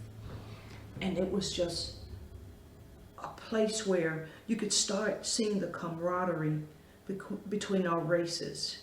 Then Asians started coming there. And, you know, it was just to us, to the black students, it's just another student. The Africans, I mean, just another student. The whites were very cautious. They were still learning. Remember, Nathan Bedford Forest was still a monument. Then go around it. There were a certain time at night, you didn't have night classes. You had to always make sure if you were going across campus, have some other person with you. Don't walk out there alone in the dark. And you didn't. It was unspoken. But you know not to. They encouraged me not to play basketball. All right, girl, you're going to go away and you ain't going to come back here. Don't you go on no trips with anybody. Don't you go over there and ask how to play ball. I said, but I'm good. I'm good at it. That's a skill I have. I'm good. I want to play. Girl, all right, you're going to come up missing. I said, well, how come Mason Bonner ain't come up missing? How come Brown hadn't come up missing? How come Jimmy Powell and them hadn't come up missing? I said, why are you going to protect a black athlete that's male and not one that's female? I said, ain't nothing going to happen to me. If it does, that means it's my time. I got to go. maybe that's where it's been predestined. I'm supposed to leave. But I was encouraged. No. You go over there and go to class, being in there and playing. Stop playing. Girl, don't be trying to play no ball. They gonna have you killed. You're running track. Coach Dean Hayes not gonna allow you to get killed. Why they gonna kill me? Because I'm not on scholarship? If anything, they should be happy. The school weren't paying us money. We're there because we have a skill. Interesting. Mm-hmm. Isn't it? Mm-hmm. How were you supporting your school at that time? Were you working? Was your... I worked for the recreation department in the summertime. Through regular school, I had to study. Right. If you call it studying party. I had to party and study. But in the summertime, in the physical education department, they worked with the community. And in the community, there was a park called Patterson Park that used to be a shed, just one little shed about this big. And there were chairs in there and a pool table. And then there was a picnic area where myself and Raymond Bonner were hired to represent the school to get paid by the hour to go to Patterson Park. Well, my dad, being a mechanic, I had a car. Mm-hmm. Poorest thing up there had a car. And I could put at least in a Delta 88, I could put about a minimum of 10 people in there.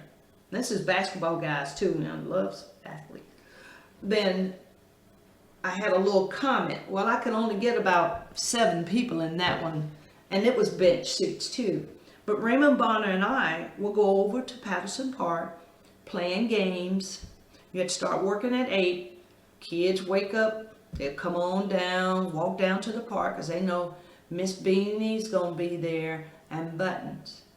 To this day, those kids have kids, and their kids went to MTSU, and they graduated. That's what you call leaving a legacy right there. Mm-hmm. Another kid is finding out. Get over here. Go get your books. Where are your books?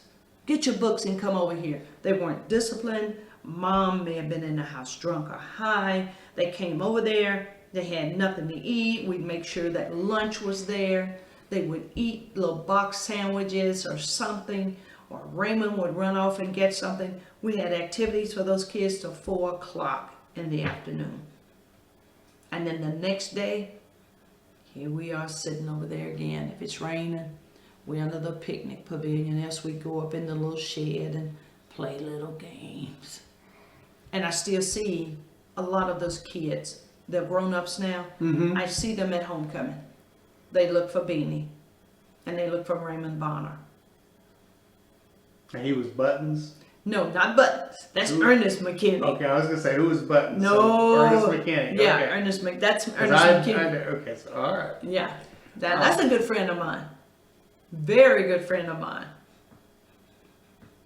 So you all, this was every summer and all this. This was enough. Yes. Enough to finance your school pretty much. No, it didn't finance school. And I'll tell you how my schooling was financed. This allowed me to have some kind of spending money. Mm-hmm. My mom would send me maybe $20 or $10 a week. Well, that had to go in a pool of money for party time to buy bologna on the weekends because the cafeteria was closed all day Saturday. You had nothing to eat. So it'd give me bologna. So if I got $10 this week, if so-and-so, if other people didn't, then you had to go and buy food. Say down at the Cook's, there was a store down there where Slick Pig is now. Mm-hmm. We go in there, Mr. Cook, we're hungry. When you gonna get money? Well, I'll get mine by this Wednesday, and so-and-so, I was gonna be the spokesperson. He would slice bologna, we'd go back with bologna, a loaf of bread, mayo, chips, and a pack of cookies. That was the meal. So I had to have spending money. And so that's what got me through every summer. But the way my school was financed, my real father was in service. We were getting money a month, each kid, my brother, my sister, and I. as long as you were in school. When my brother dropped out at the age of 15 or 16 from Natchez, my sister graduated but didn't continue on with her education. I was not going to lose that $125. So before we could get it started, of course, I had to have the money. My mom went and borrowed that little bit, and I had some until we could get the government to start my supplement, which I got it every month. But that money went in the bank so my tuition could be paid. Now, that's the best thing he could have ever done, was to list his kids while he was in service.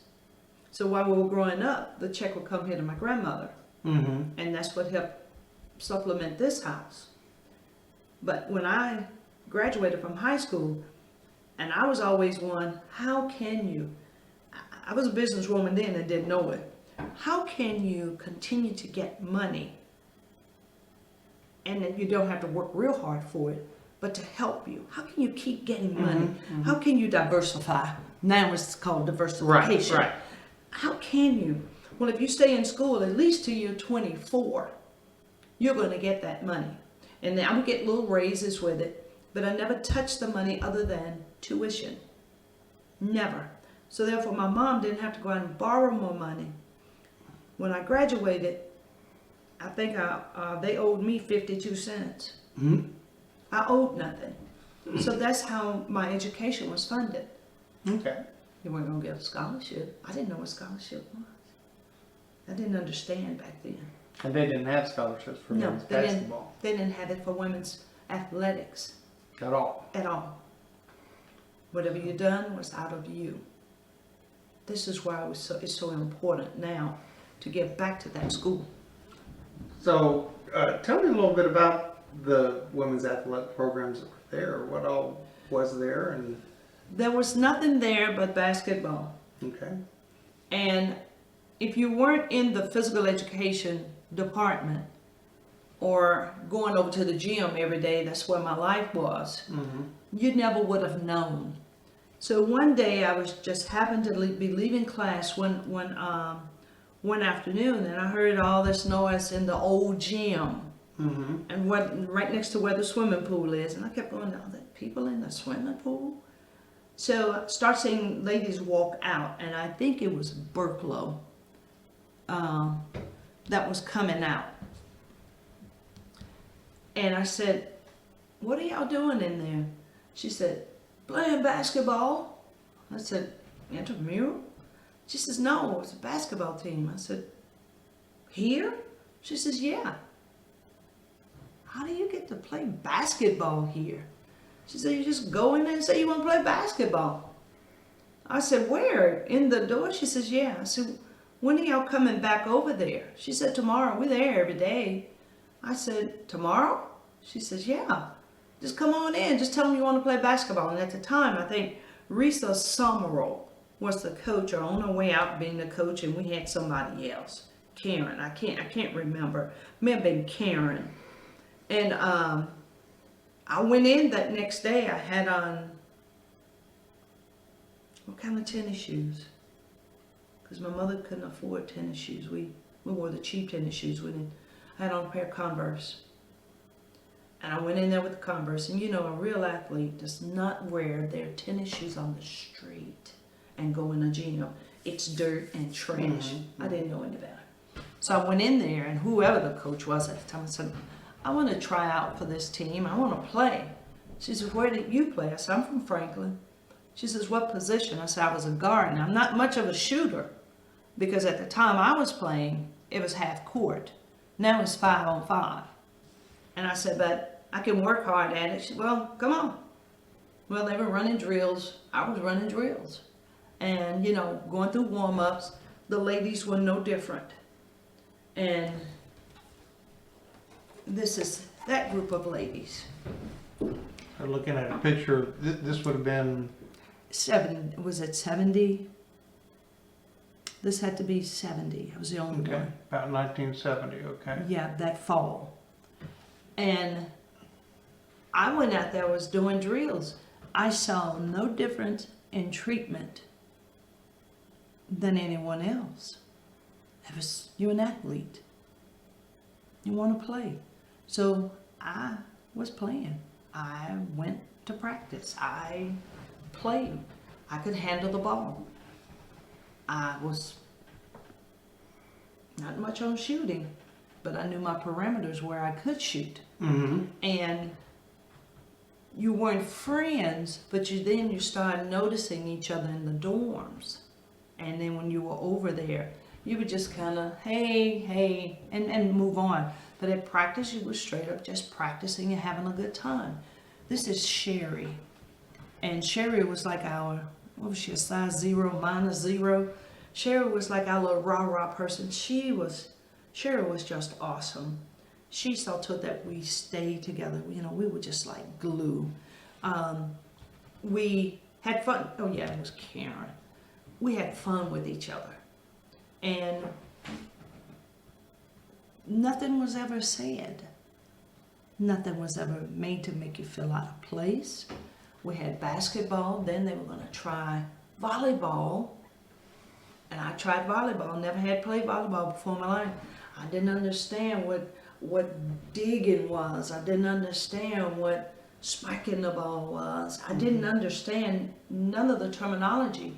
I was comfortable with basketball. Slice it, dice it, steam it, broil it, rotisserie it, whichever way basketball was supposed to be, that was me. And running track. We didn't have track. And then we started volleyball. If you ran track, you ran on an intramural team. And that was this one. I had a relay team. I got some ladies together. Let's run. And little Fanny, you'll see, and we had a young lady named Cheryl Mack. She was a gazelle. This girl could run. And she was from Murfreesboro.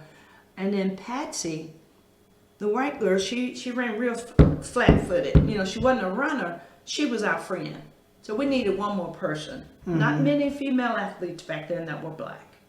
I think they considered us as jocks or whatever, and I never have liked that word jock. No, I have a skill. I'm an athlete.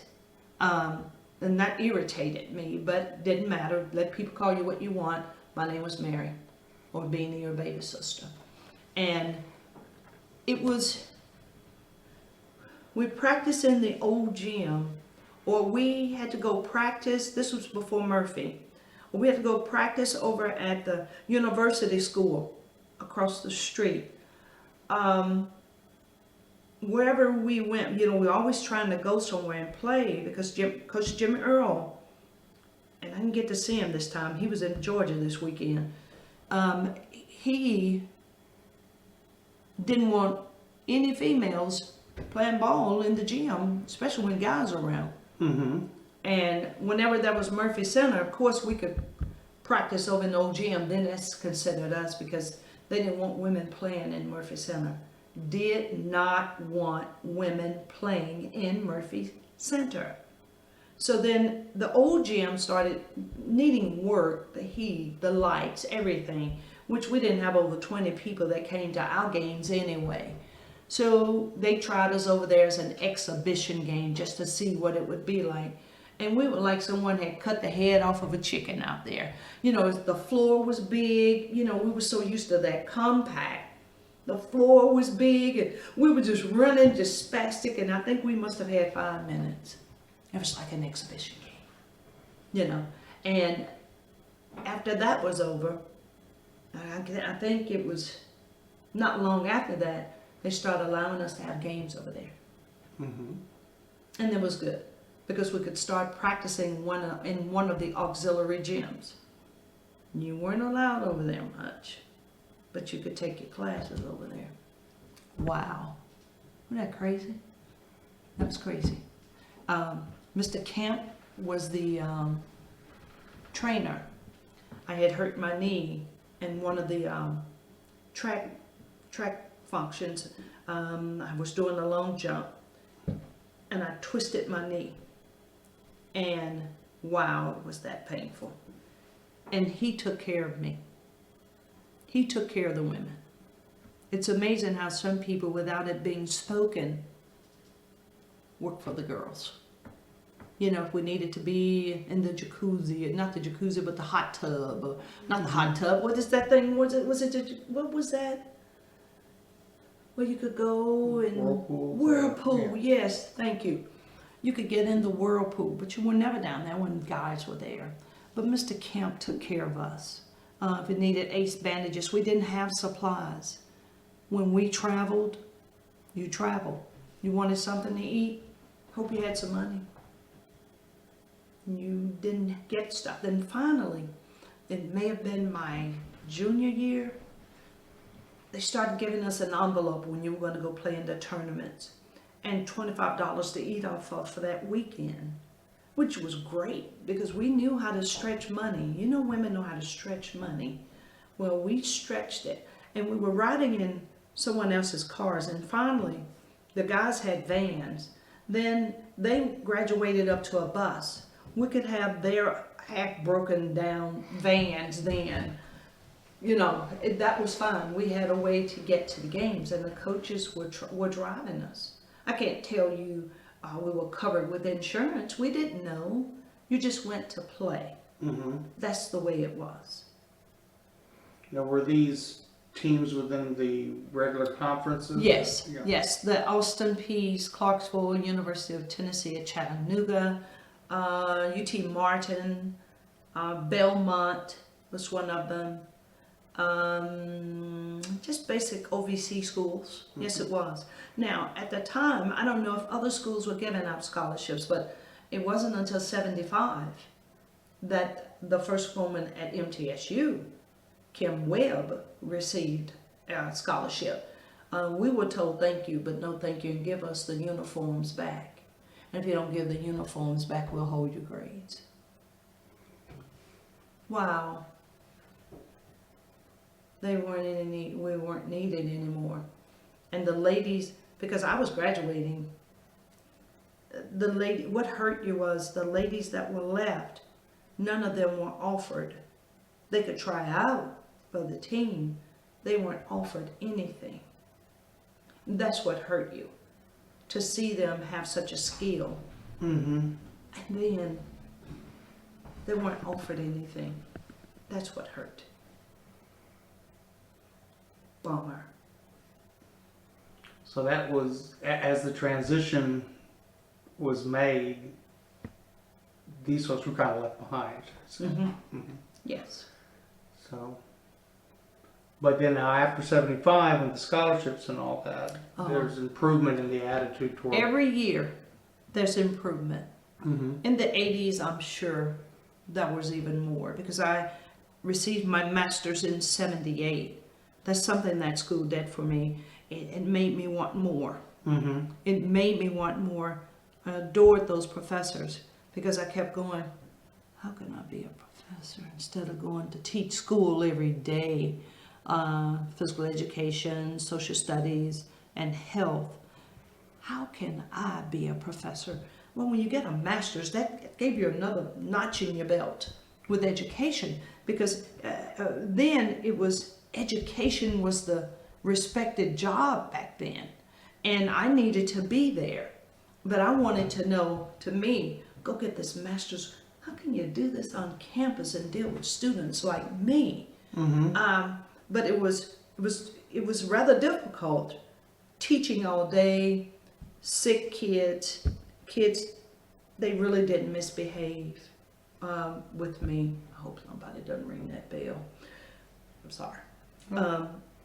They weren't in a disrespectful manner with me. They didn't show out with me. I was very strict. Mm-hmm. I'm still very strict. There are rules that need to be followed. Let's have fun. Let's make sure we're in the boundaries of these rules.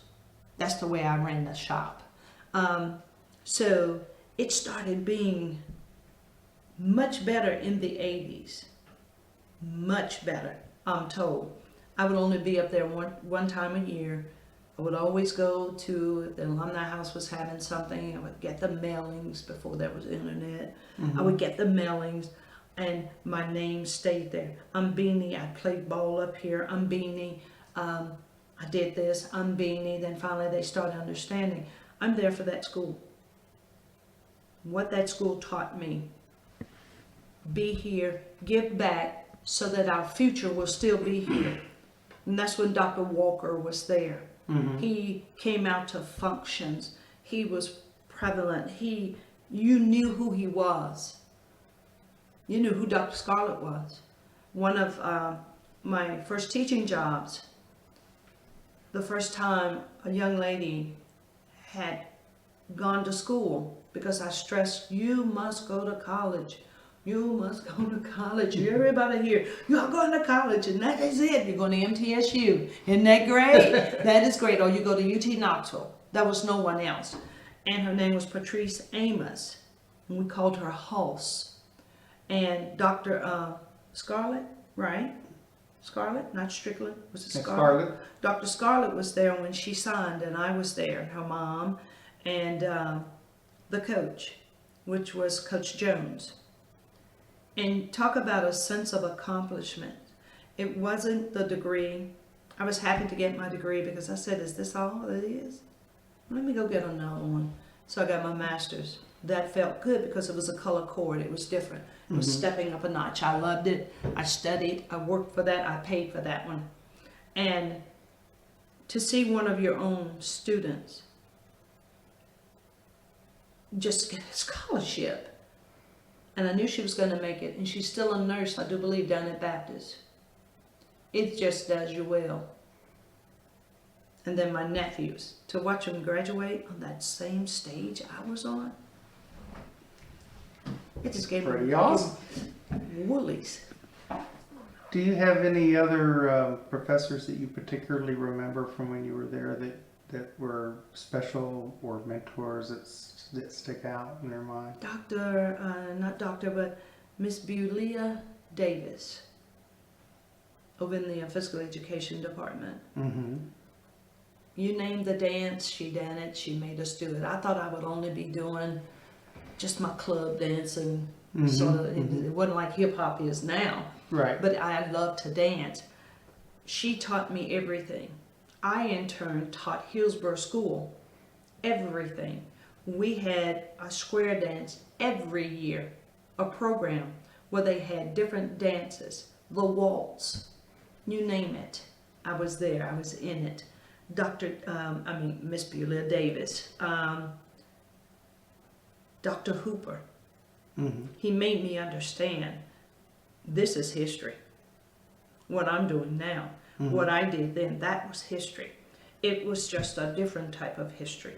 How do I get people, when I went back to speak 2 years ago, it was called the Pioneer Summit. Vincent Woodrow asked me to be his guest speaker. Meanwhile, he also had a panel of people that had gone to school there along with Coach Hayes. Coach Hayes, he was like our father. People knew if you got in trouble, call Coach Hayes. If it's something you needed, call Coach Hayes. We babysitted Coach Hayes' kids. He will always be a standout for me. Coach Earl, Beanie, I need you all to stay out of these boys' dorms. You hear me? Yes, sir. But they were hungry. So we would fix food and go over there, just watching TV. Yeah. Then we heard the key at the door. We cut through one of the quads, went out the other door, was Coach Earl. Beanie, I know that's you. And I'm like, hey, Coach. I kept running because I should have been turned into the Dean of Women, which was Judy Smith. Well, she needed to have a conversation with me. We were just over there watching TV and eating. But you still weren't supposed to be there in the dorm. He didn't want you over there. Coach Earl will always be special. Always. Who else? You know, that science and psych and English. You don't know them. It didn't matter. It didn't. Over in that physical education department, that rules. To me, that rules. Track, that rules. I loved it. Anything else? No. Industrial arts, I never understood someone that could take a piece of metal and make a shape, a figure. And my brain doesn't work that way. But if you ask me to sell it, it's sold. I could do it. I would be the one. Others, they really don't stand out. Because at MTSU, I left Franklin having a name, baby sister. To MTSU, I was just a number. You're a social security number. That's all you are. You get here, you do your work. I understand why. When I went into corporate America, what's your routing number? Do what we need done. And it's fine. I don't need for you to know my name. I don't need for you to know anything other than what are you supposed to be doing now? How is it that you make it better?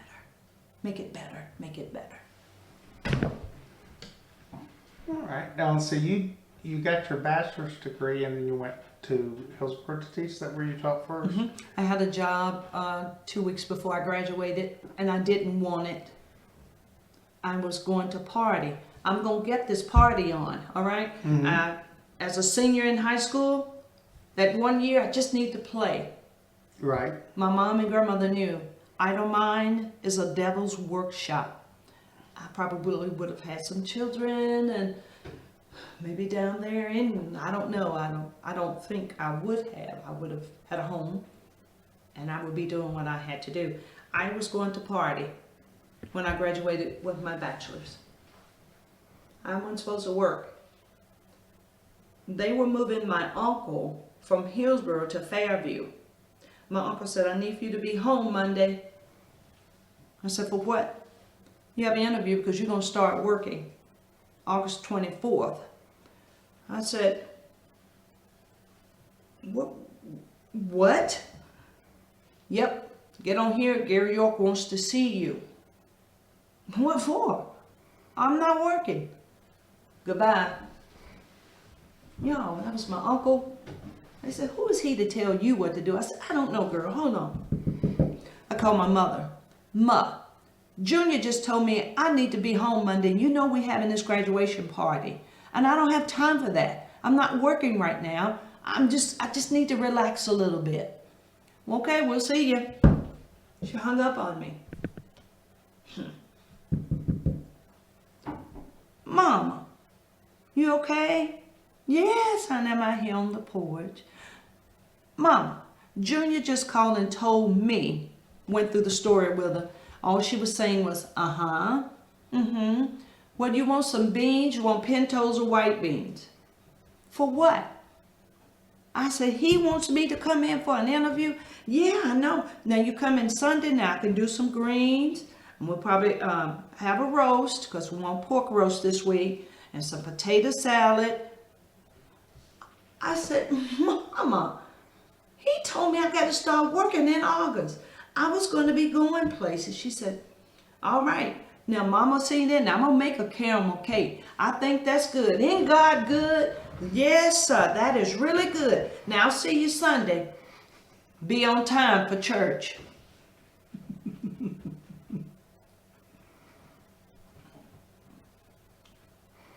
I hung up. My friend said, girl, what'd she say?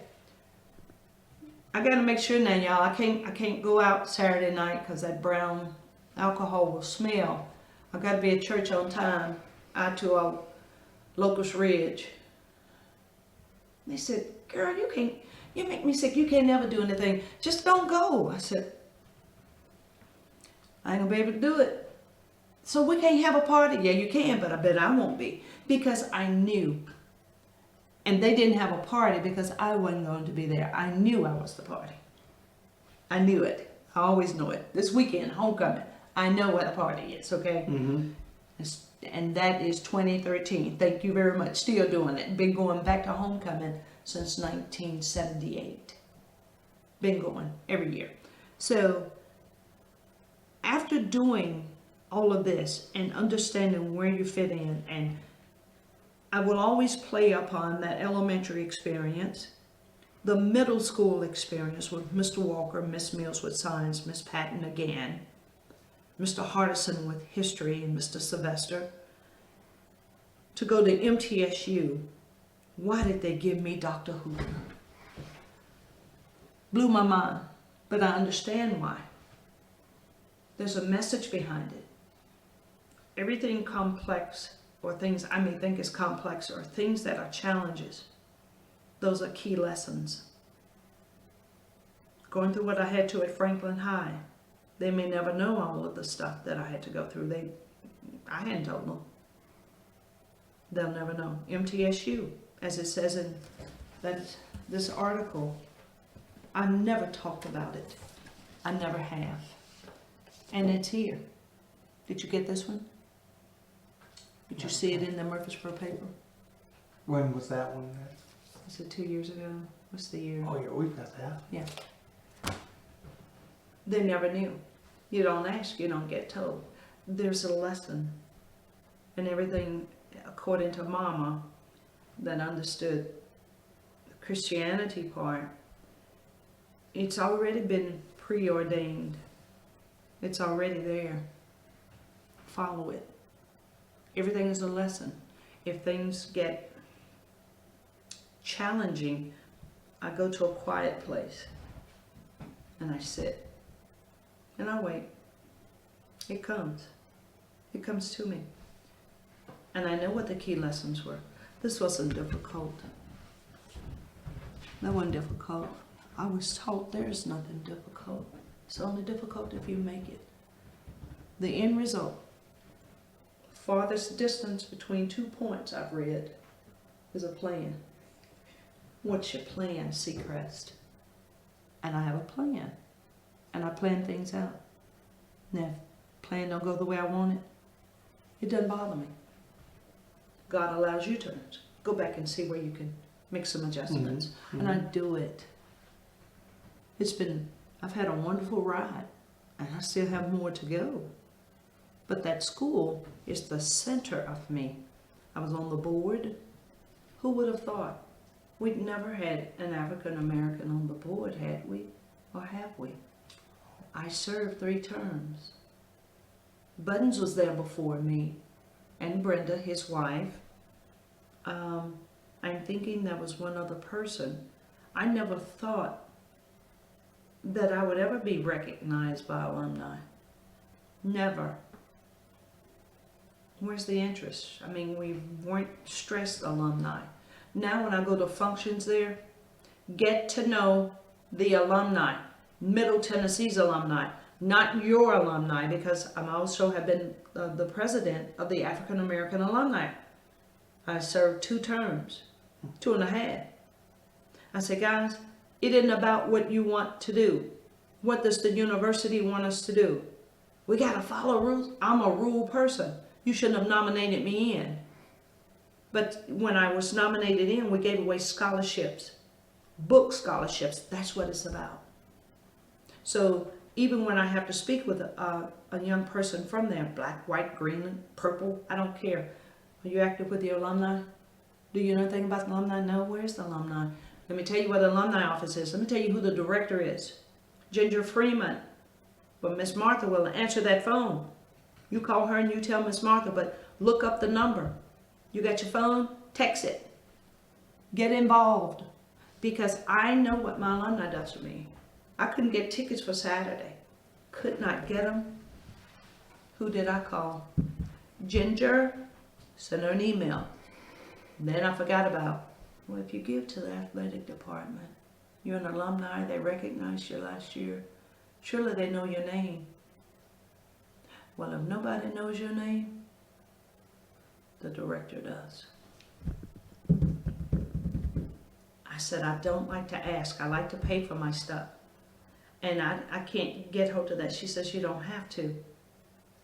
You've done something for us. I said, no, I need to pay. I need to always make sure I pay. This is my grandmother. Pay. Mm-hmm. Pay for your stuff. Yeah, you don't need to live away. If you do, it better be for a shorter period of time. They give you 6 weeks. You exceed the expectations. So it's embedded in me. This is what MTSU has done for me. It's worked for me in my career because people know MTSU. I wear the flag. I have to buy a flag every 2 years. So I can't put it on the truck because of the visors, but I got my stickers. People know I'm from MTSU, Middle Tennessee State University. Because when I say Middle Tennessee State University, Beulah Davis says, I don't believe in acronyms. Give me the full name. So you got to tell me this one time. I can do it. Because see, I've had no problems. I'm honored that people now will say, I want you to do this. This weekend somebody says, I need you on a board with something. And I said, I'm at homecoming. Yes, I need you to meet this person. I've given them your name. You need to be on the board. I said, can you give me a week? Because in December I'm going to meet with Ginger again. Mm-hmm. Because we have to keep it rolling. We've got to bring people graduate from there, and the black race has increased. The Asians are there, Hispanics are there, and it's called Are We Reaching Out? Well, not really. Well, it's more than black and white. You've got to involve them all. That's what I believe in. Bring everyone into the pot. Mm-hmm. Bring them all. If they got a story to tell, I say history. Because it does. It shocked me. There's no women's history. It ain't about Beanie's history with sports. It's the women. Mm-hmm. And one of these pictures will have the names of some women. Maybe they have something else to share with you. On this picture, it gives you the people names. Mm-hmm. All right? So, you know, it's about, well, what did you experience pre Title IX? Mm-hmm. What did you experience? Our track team doesn't know. We didn't have track. We had to run intramurally. Fannie Wells was the ping pong team. She was the only one. She traveled with Asians while she was there. It's never been talked about. Sheila Mitchell, Sheila died 7 years ago, with cancer. Sheila played pool. No one knows. We had female pool team. She was the pool team. No one knows. So we can come up here with our archery and our golf, which we had golf and track and all of that. Guys, we went a little bit farther. We had a ping pong player, and she was traveling with Asians. They didn't know each other. They got along fine. Then we had the pool. And then they put ping pong and pool together. They had to travel to represent Middle Tennessee. It's not in the history. It should be. And this was in the early 70s. Yes, in the 70s. Before 75. We had this. Do you know of any other, besides the ping pong and the pool and all that, where there was just minor representation, but Tennis, you knew, was going to have something, so they had major representation. We didn't have softball there. There was no softball. What else? There was nothing else. They were playing golf.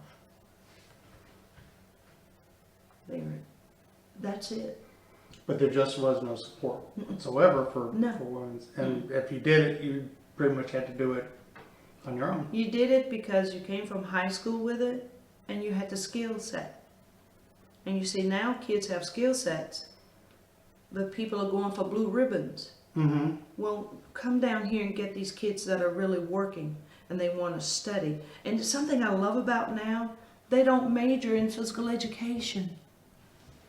They're into more the athletic piece of it. As a trainer, or my goddaughter, Scotia, she says, you know, I'm going to be a trainer, so when they pull their ankle, I'm going to be there to help them. Sports medicine, baby, that's what it's called.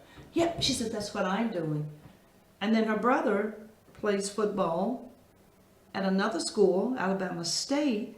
He says, no, I'm in business management because I am going to be a recruiter for pros. You know, but back in the day, you either taught school, or you went into the service, or you were into engineering, or music, performing arts, but most of us, 90% of us, were in education. We taught school. That's amazing to me. So, but now, when you look at the different majors that you can have at MTSU, it's like I don't know if I'd have made it in school now. I wouldn't have made it. And they said, yes, you would. I said, oh yeah, I know I would have, but I wouldn't have made it. I said, this is wow. It's so wow. And it's wonderful to see. But we stay in touch. I have 20 individuals in my immediate entourage. And we come back to MTSU once a year. The guys come in the springtime and play golf. But they come back to Middle Tennessee because it's a home structure. It's home to us. And they're lost on campus now. Well, yeah, I believe that. I was going to say, the campus has changed significantly. Oh, it's changed.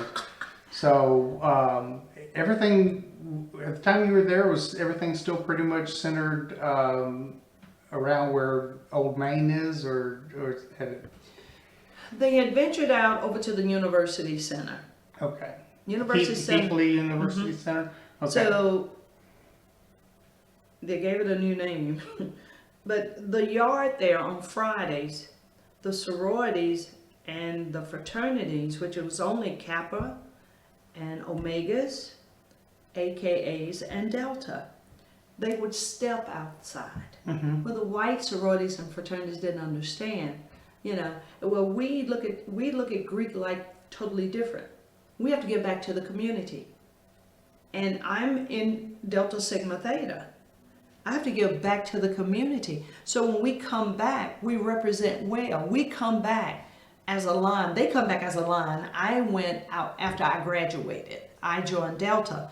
But we used to treat the UC Center, that's where it all was. They played cards. I play backgammon. I don't play cards. We play cards, backgammon, and another board game called AC Doocy, chess. So those were your games. So in between class, hey, what about a bid whiz hand? And they would show up over there. And that was the spot. It's the center spot. It's where people met. Friday afternoon, it was going to be a step show. They were the Omegas, if it was no one else, was out there stepping. And just to sing and step, you know, and showing that brotherhood. And of course, I was walking around trying to collect money so that we could have refreshments for that night. It was a totally different world. Now the students appear to be so segregated from each other. They are not as friendly. You even hit that campus now. We like to walk the campus on Fridays. We have to go on campus because I have to go up there throughout the year. Well, let me tell you what's new. I'm like a tour guide. What? That's over there? What is this? Apartment? Yes, better than probably some of your homes now, you know. So I have to make sure I stay abreast so that my peers will know this is what MTSU is doing. I don't have to ask for money right now. Like Dr. McPhee said, just get them back. If you can get them back, they'll eventually will give money. I said, I know. It happened to me because I wasn't, and then I started, and I stayed on them. Next year, we're already planning. Got to have a scholarship dance. They hadn't given away money since I was not the president. I need to have a dance. We need to give away money. These students need money. So you see, it's totally different now from where we were building relationships with to where they are now. It's totally different now. They're not as friendly. They're not even friendly to each other. So to us, what's wrong with these kids? It's their generation. That's just the way they are. You have to accept them the way they are. Try to meet them halfway or meet them all the way. Help them out. Just help them out. Just words of wisdom. They can have more money than what we ever thought about having up there. They got debit cards. I had to write a check for $5. You know, one week I only got $5 and I was happy to have that $5 because it could buy the bologna and the potato chips and you shared. You share it with one another. It's a different environment up there now, but it's beautiful. It's beautiful. Things you see in the newspapers or you read, hey, it's my school. Makes you very proud. Very. What was homecoming like when you were a student there? When I was a student at homecoming, we had a dance. and you dressed up. You had a date for the game. You had a date for that Saturday night, and you went to church on Sundays. So homecoming was you went to the games. You didn't stand around and talk. You went to the games, you sat down, because most of the guys, we had to cheer for them. We had to know what was going on. So that night you could talk about the game a little bit. You just couldn't sit there and say, hey, I talked throughout the whole game. You dressed up. We were looking at pictures. And I have a lot of old pictures whenever we used to go back and forth. And I said, look at us. Now we can wear jeans to a game. We felt out of place a few years ago because we were dressed up. And the kids weren't dressed. And we were like, what's going on? Why don't they sit down? Why don't they come to the game? Why are they not in here? Where is everybody? We supported the sports. We supported homecoming because every homecoming there was a dance. You paid $3 to $5 to get in a dance where a DJ was, and it was held out in the city. However, we had a place. I don't know who did it. Maybe it was somebody that was like me when I go back that had these dances, and you had to have two outfits. You had to have an outfit for the game. You had to have an outfit for Saturday night. And it was fun. And you just danced and laughed and had punch. There were no drugs. There was no one fighting. Fight each other? No, because back in the day, the Greeks took turns. There were calendars. This weekend, the Kappas had it, so that meant Omegas, Deltas, and AKAs, you got to come. Next week, AKAs had it. Everybody had to come. You supported one another. You don't have that unity now. There were parties all over that city this weekend, I'm told. We just stayed at the hotel. We don't get out. We want to be in one place. That's what we're used to. So now homecoming is totally different. There's no unity. The kids don't want to support the guys playing football. They fight each other. They argue with each other. Their pants are sagging.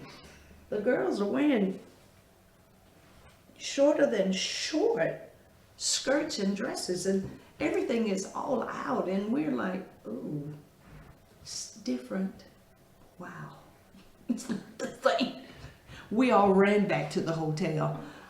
Let's go back what we used to. Let's go back and get in our cocoon. There's about 200 or 300 of us over there in the lobby of the embassy suite. But you had a good time together, though. It was awesome. You hear the voice. It was awesome. It was wonderful. When you talk a little about your time, your career time, you said you went, when I said Hillsborough, I should differentiate since there's a well-known Hillsborough High School in Nashville, but when you went to teach, you were teaching in Hillsborough in Leapers Fork. Yeah, there used to be a sign. If you came in one direction it said Hillsborough, and the other direction it said Leapers Fork. Yes. But you're talking Williamson County. Yes. Hillsborough. And you taught there, and that was a. Did you say that was K through 12? Or that was a K. It started off K through 12, and then we went K through 8. Moved into a new school, and it stayed K through 8 at the new school. The old school, the elementary school had one side of the school, and the high school had the other. But it was time to separate all of that, and they had to start busing the students from Leapers Fork to Hillsborough. I don't know what was worse, integrating in 1965 or taking predominantly white rural kids, putting them out there in Franklin High School, where even so, I'm told by the students, they will call names. I said, what's your name? What did your mother name you when you were born? Well, that's the only name you refer to. And these kids, they were known to be somewhat not as crisp educational-wise. However, they were good with their hands. They would do skills. They understood how to build things. So a lot of them went to the Annex, the Annex building? the Annex, and they felt so out of place. A lot of them dropped out from Hillsborough Lepus Fork, the high school. They dropped out because they didn't feel welcome. Same thing that happened in 1965 when the integration happened with the black students going out there. They didn't feel a part, weren't made to feel a part. They dropped out. And these were white students. Those coming are in. white. They were predominantly white. And every day I'd have to stay until the buses ran, which by 5 o'clock they get there to get the elementary kids, get them on the bus, get them home by 6:30 or 7, and they all would come in there where I was. Now, that was a rural area. Nowadays, all the land out there is owned by very wealthy folks Yes. and all. But back then, that was totally rural area. It's So most of totally- these would be lower income. Lower, very lower. What's Very low. lower than lower? Kingfield, That's Johnson Holler. Yeah, we're talking. Yes. So, school was probably an adventure for these youngins. Totally different from environment from what they were used to do. Than what they were used to. They didn't feel a part. So, and you also had mentioned at one point in time, I don't know if this was this time or at some later time, that you had worked with special needs. They were students at and Hillsborough. Okay. Whenever certain schools or something happened somewhere, I don't know where, Gary York was the principal. He says, well, we've got to start having special ed. And he looked at me, he says, you need to develop a program. I went, Beulah Davis, Miss Patterson at MTSU. I said, oh my God, what are you wanting these kids to do? We just need for them to have some type of physical activity, to walk, to be able to move their arms, and maybe to help them in the classroom when they have to go to certain sections. I said, okay, special ed. I did student teaching at Johnson Elementary. And there were no special ed kids over there. So I'm going through my head like, what? I don't want to fail. I can't fail. I said, okay, let me talk to the teacher. He says, I want to see your plans. I said, me too. And I was a comedian with it, and I said, I went to the teachers, and I cannot remember the name of the two teachers that they had, and along with aides. And I said, you have to tell me what you're wanting to do. She said, I just need for them I just need for them to be in the room, to be okay in the room. If we turn off the lights, it's okay. If we have to hold hands, it's okay. If we have to change rooms, it's okay. I want them to be okay to be around other kids. I said, all right. Now, physically wise, you have to tell me, what are you wanting to do? What you got to tell me what you want. Even for them to sing and dance, I said, that's good enough. Stop right there. I got what you're saying. So I said, now you have to introduce me to them. And they were bringing kids here from Franklin. There were two guys, and they were twins, and both of them were born Down syndrome. And I never looked at them to say, bless their heart, or they were retarded. No, they weren't. They were my kids. And they had a special need. I'm special needs, if that's the case. Everybody in the world that God has created special needs. Everybody needs something. So I would bring them in, and I would only bring them in 5 at a time with an aide. And the aide was given strict instructions. You're not to discipline. You're not to say, stop that, quit that, come here. You come here when I tell you to come here. You give me my kids. You give me these kids. So I went to them, and I sat on the floor. And I said, come, get off of those bleachers. Come with me. And one girl was blind. I said, bring her to me, Miss whatever her name was. And we were sitting in the middle of the floor, and they were just rocking. And I looked at them and I said, okay, look at me. Here, look at me. We can dance today. I'll dance your dance. We won't dance my dance today. But we have to learn how to dance. But I want you to teach me. I want you to show me what you do. And they look. I like Dolly Parton. I love her. I love her. If you have Dolly, I will love you. And that was from Chris. Chris was about 6'3". I said, I got Dolly. I said, wait, can you all sit right here? I said, Aid, stand right here. Everybody sit. If no one's sitting, no music. So I went, got the music, plugged it in. I said, okay, let's stand up. I want to see you dance. And we could take the whole room. And they only had to be in there for 30 minutes. Anymore, it's too much for them. And I said, you can run and skip on the floor and you can dance. Oh, you can just do it all. And I'm just acting silly with them. And they were like, and getting so excited. I put Dolly on. Oh, they went wild. And started getting comfortable. And they were dancing and singing and everything. Class was over. Because at 25 after, really, it's only 25 minutes. It took me 10 to do whatever. Then I said, okay, I have to stop it. No! You want to come back? Yes. I'm going to play music the next time. We're stopping. When I say stop, we stop. Do you understand me? All of you, do you understand me? Including the little blind girl. Yeah.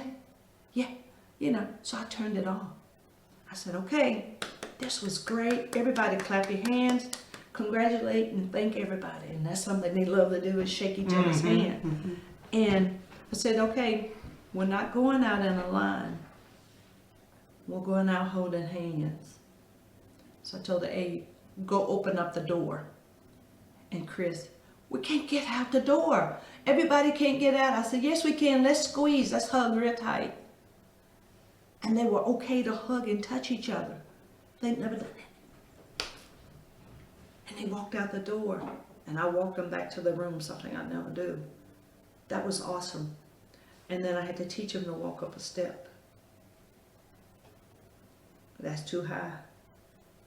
So I had to have steps made. And I wanted little steps to where they walk up to. We turn around and we walk back down. And after a little bit of that, then they were able to take the steps that are on the bleachers. So they were able to function. One girl, her mom says, guess what? She came upstairs last night. She crawled, but she came up. I said, yeah, they too high for her, too many. She said, but she did it. And eventually, after a year, she was able to walk up and walk back down. So rewarding. But because MTSU, they took us through so much in student teaching. This was more than just teaching school. This is about you going in and making a difference. And I loved it. So.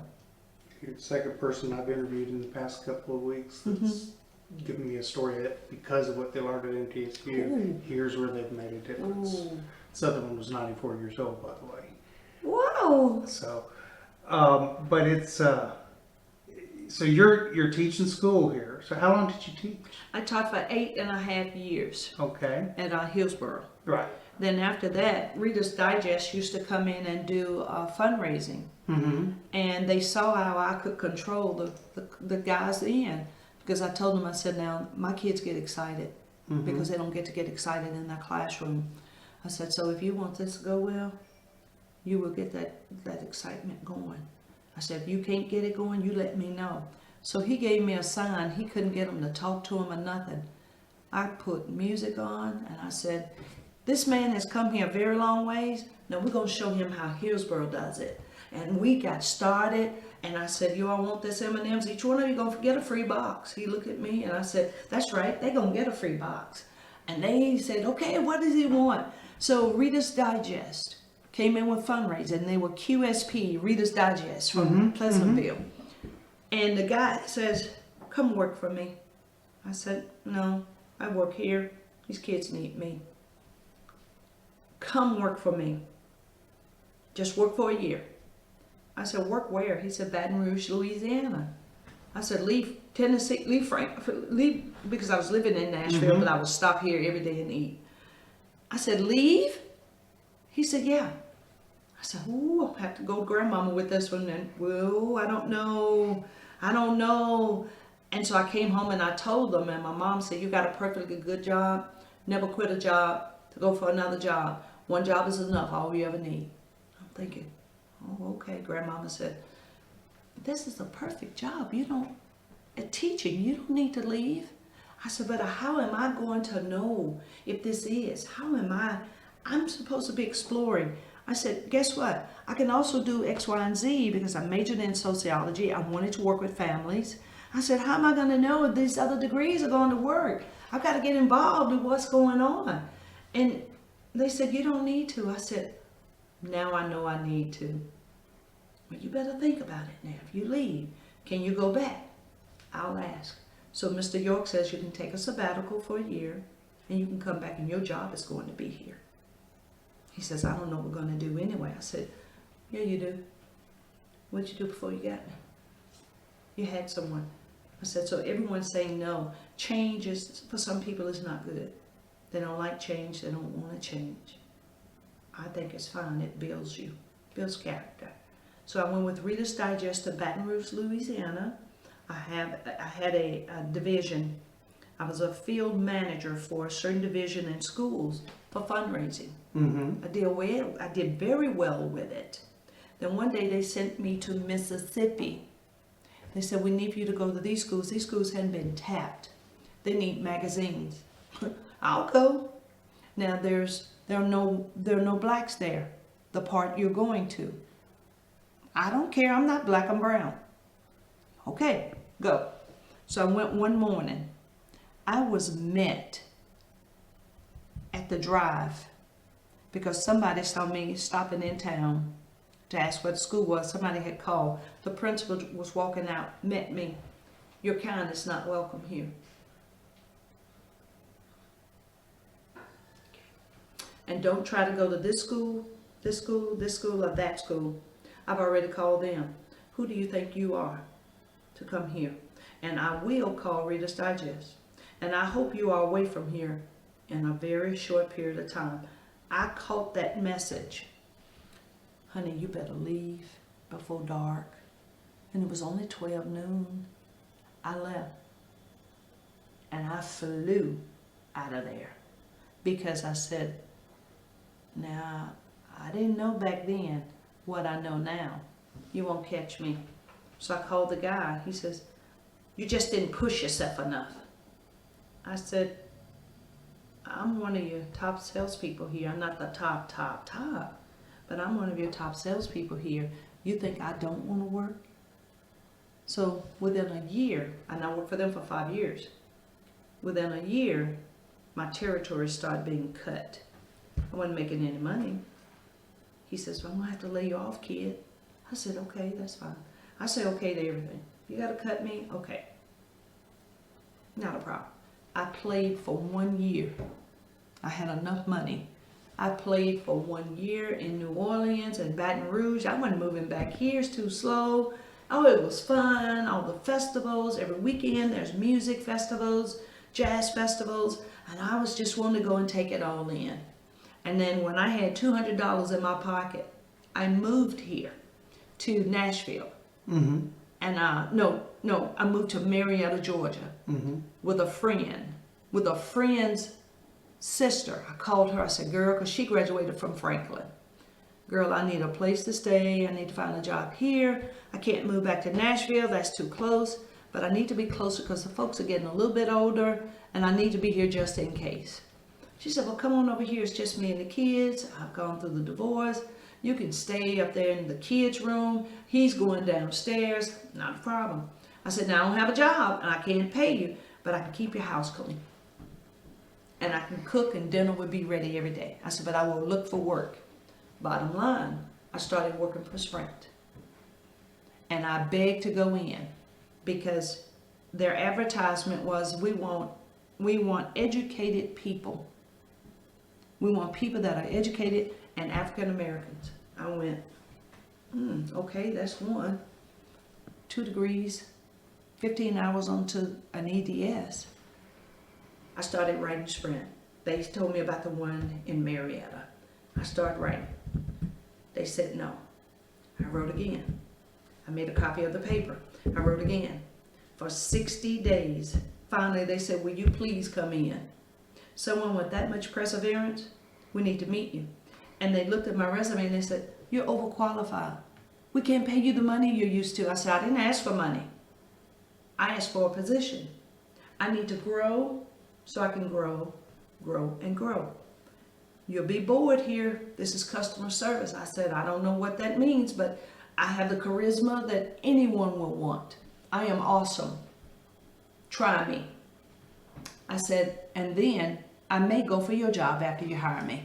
How about that? Whoa, you're sure of yourself. No, I said, I was taught to step out and make a difference. I'm stepping out. And the lady says, okay, stop. I'll hire you. I can only pay you a small, and it was small. I said, okay, that's fine. I can handle it. I said, now, the career pathing. We have the career pathing. I just don't think you'll make it out of customer service. I said, nah, it won't be a problem. I'll be okay. Because I'm going to end up being promoted in less than a year anyway. I know me. She said, what? I said, you hiring me, let me sign the paper today. No, you need to go to HR. I said, can you show me the way? Across the hall. Okay, thank you. Whose name do I need to use? Alma? Okay, Alma, I have you. Let me go over here. Who do I need? I left her. She went, you're just what I need after a day today. I was hired. I started Memorial Day weekend. I was promoted in 9 months to supervision. 2 years later, I was hired as a trainer. 3 years after that, the business group hired me to manage a bunch of misfits. Then they hired me to train. Then they hired me as another supervisor. And I said, that's enough. They laid me off. I came to homecoming. I came to homecoming that year. They called me when I got to homecoming and was reading a letter. Now, I had already had to lay people off before I left, but they knew a week before. And I said, shut your mouth. You're getting a package. Be quiet. We got the package. But they called me, read the letter. I said, wait a minute. Whoa. Why didn't you tell me that before I left? I'm reading the letter, Mary. They got very upset because I wasn't angry. I said, it's just time for another appointment. There's another job for me somewhere. Another career, rather. I don't do jobs. And amazing thing of it is, I came home after homecoming, dropped off a load of people that we all met, got another suitcase, drove back here, got here that night. Mama said, why are you home? I said, I thought I would stay for a couple of weeks. I need a vacation. I never told them I was laid off. I came here, cooked, cleaned, sat outside, out back, sat outside in the afternoon. And then the day before I left, I said, oh, by the way, I was laid off. Hope y'all okay. Everything's fine. I don't spend money anyway. And I had a house. And they said, well, how you gonna make it? You can't make it there. You should have stayed in teaching. No, what I should have done was continued on with the path that I did so that I could be laid off because there's another assignment somewhere. I was recruited by Emory. They had heard about me. I went, heard? Are you serious? I didn't put in for a job. They recruited me. And I've been there ever since. So how long have you been there? 9 years. 9 years. Amazing. And you're doing I'm a quality and training manager. training. Rewarding. It's so rewarding. They know about Middle Tennessee. Mm-hmm. Their president knows about Middle Tennessee. Middle Tennessee's president knows about President Wagner. I've talked about both of them. And they have swapped phone calls with each other about different things, dealing internationally. Because as you know, McPhee will go international in a minute. Mm-hmm. And I love it. And everyone knows where I came from. They know. It's all over me. And you make it to homecoming every year? Every year, yes. And I stay in touch with the alumni office. I stay in touch with the athletic department now, because I told them, why have a reception up there and you didn't have nothing for the women? You didn't give them anything. Now they won't come back. I've already begged some to come back in the beginning. And so they had another reception this past January, and I was up there for that. So this time they decided to introduce the women. And I looked at Diane. I said, this is it. Gave a tour under the the gyms and what the girls have now. We didn't have all that. You had to dress in a locker room, in one of the gyms, and then take your stuff out. That was the amazing thing. You had to wash your own uniforms. So I like where we started, because look at where we are now. Mm-hmm. I love it. Mm-hmm. Sounds great to me. Is there anything that we've not talked about that you really would like to get on this at this point in time? I think we see what the foundation was, why I was able to transition into, and what I've done with my transition. Absolutely. And what I'm continuing to do. And I'd say to anyone, at any time you ever have a story that's going to help someone else, so I don't want to bore anyone with it. I just want them to know, make a difference. You can make a difference. And that's what I'm doing at Emory right now. It's in me. It's in me to make a difference. But I also keep my root. This is the foundation. Right. But the root is there in Murfreesboro. I love going through there. I love it.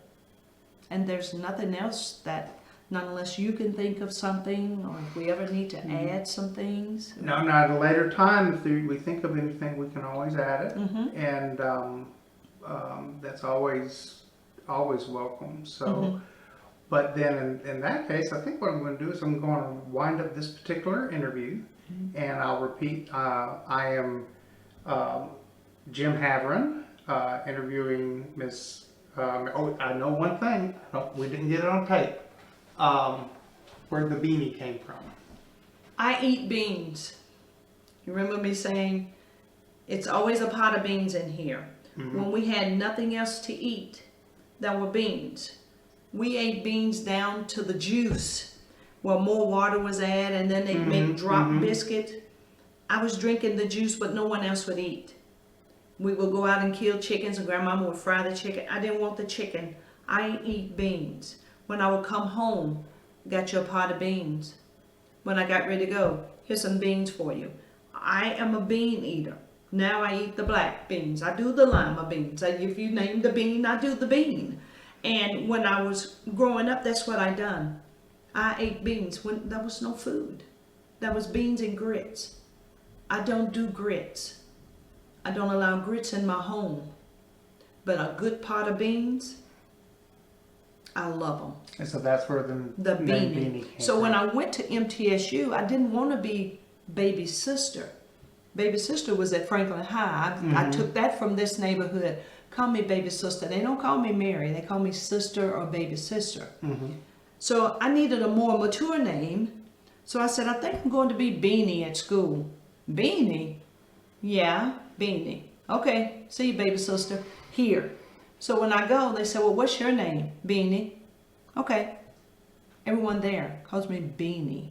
Okay. So that's it. I love beans. And if you can cook a good pot, do it. I don't cook them. I get someone else to make me beans because I want them like my grandmother and my mother. They died, and I don't know how to cook beans or greens. I don't do that. I don't know how. So this is where the name come from, and it's stuck. And it's pretty good. All right. Well, then I'll repeat then. This is October 7th, 2013, and I'm Jim Havren from the Albert War Research Center at Middle Tennessee State University, interviewing alumna Miss Mary Beanie Secrest. Yes. At her home, her grandmother's old home here in Franklin, Tennessee.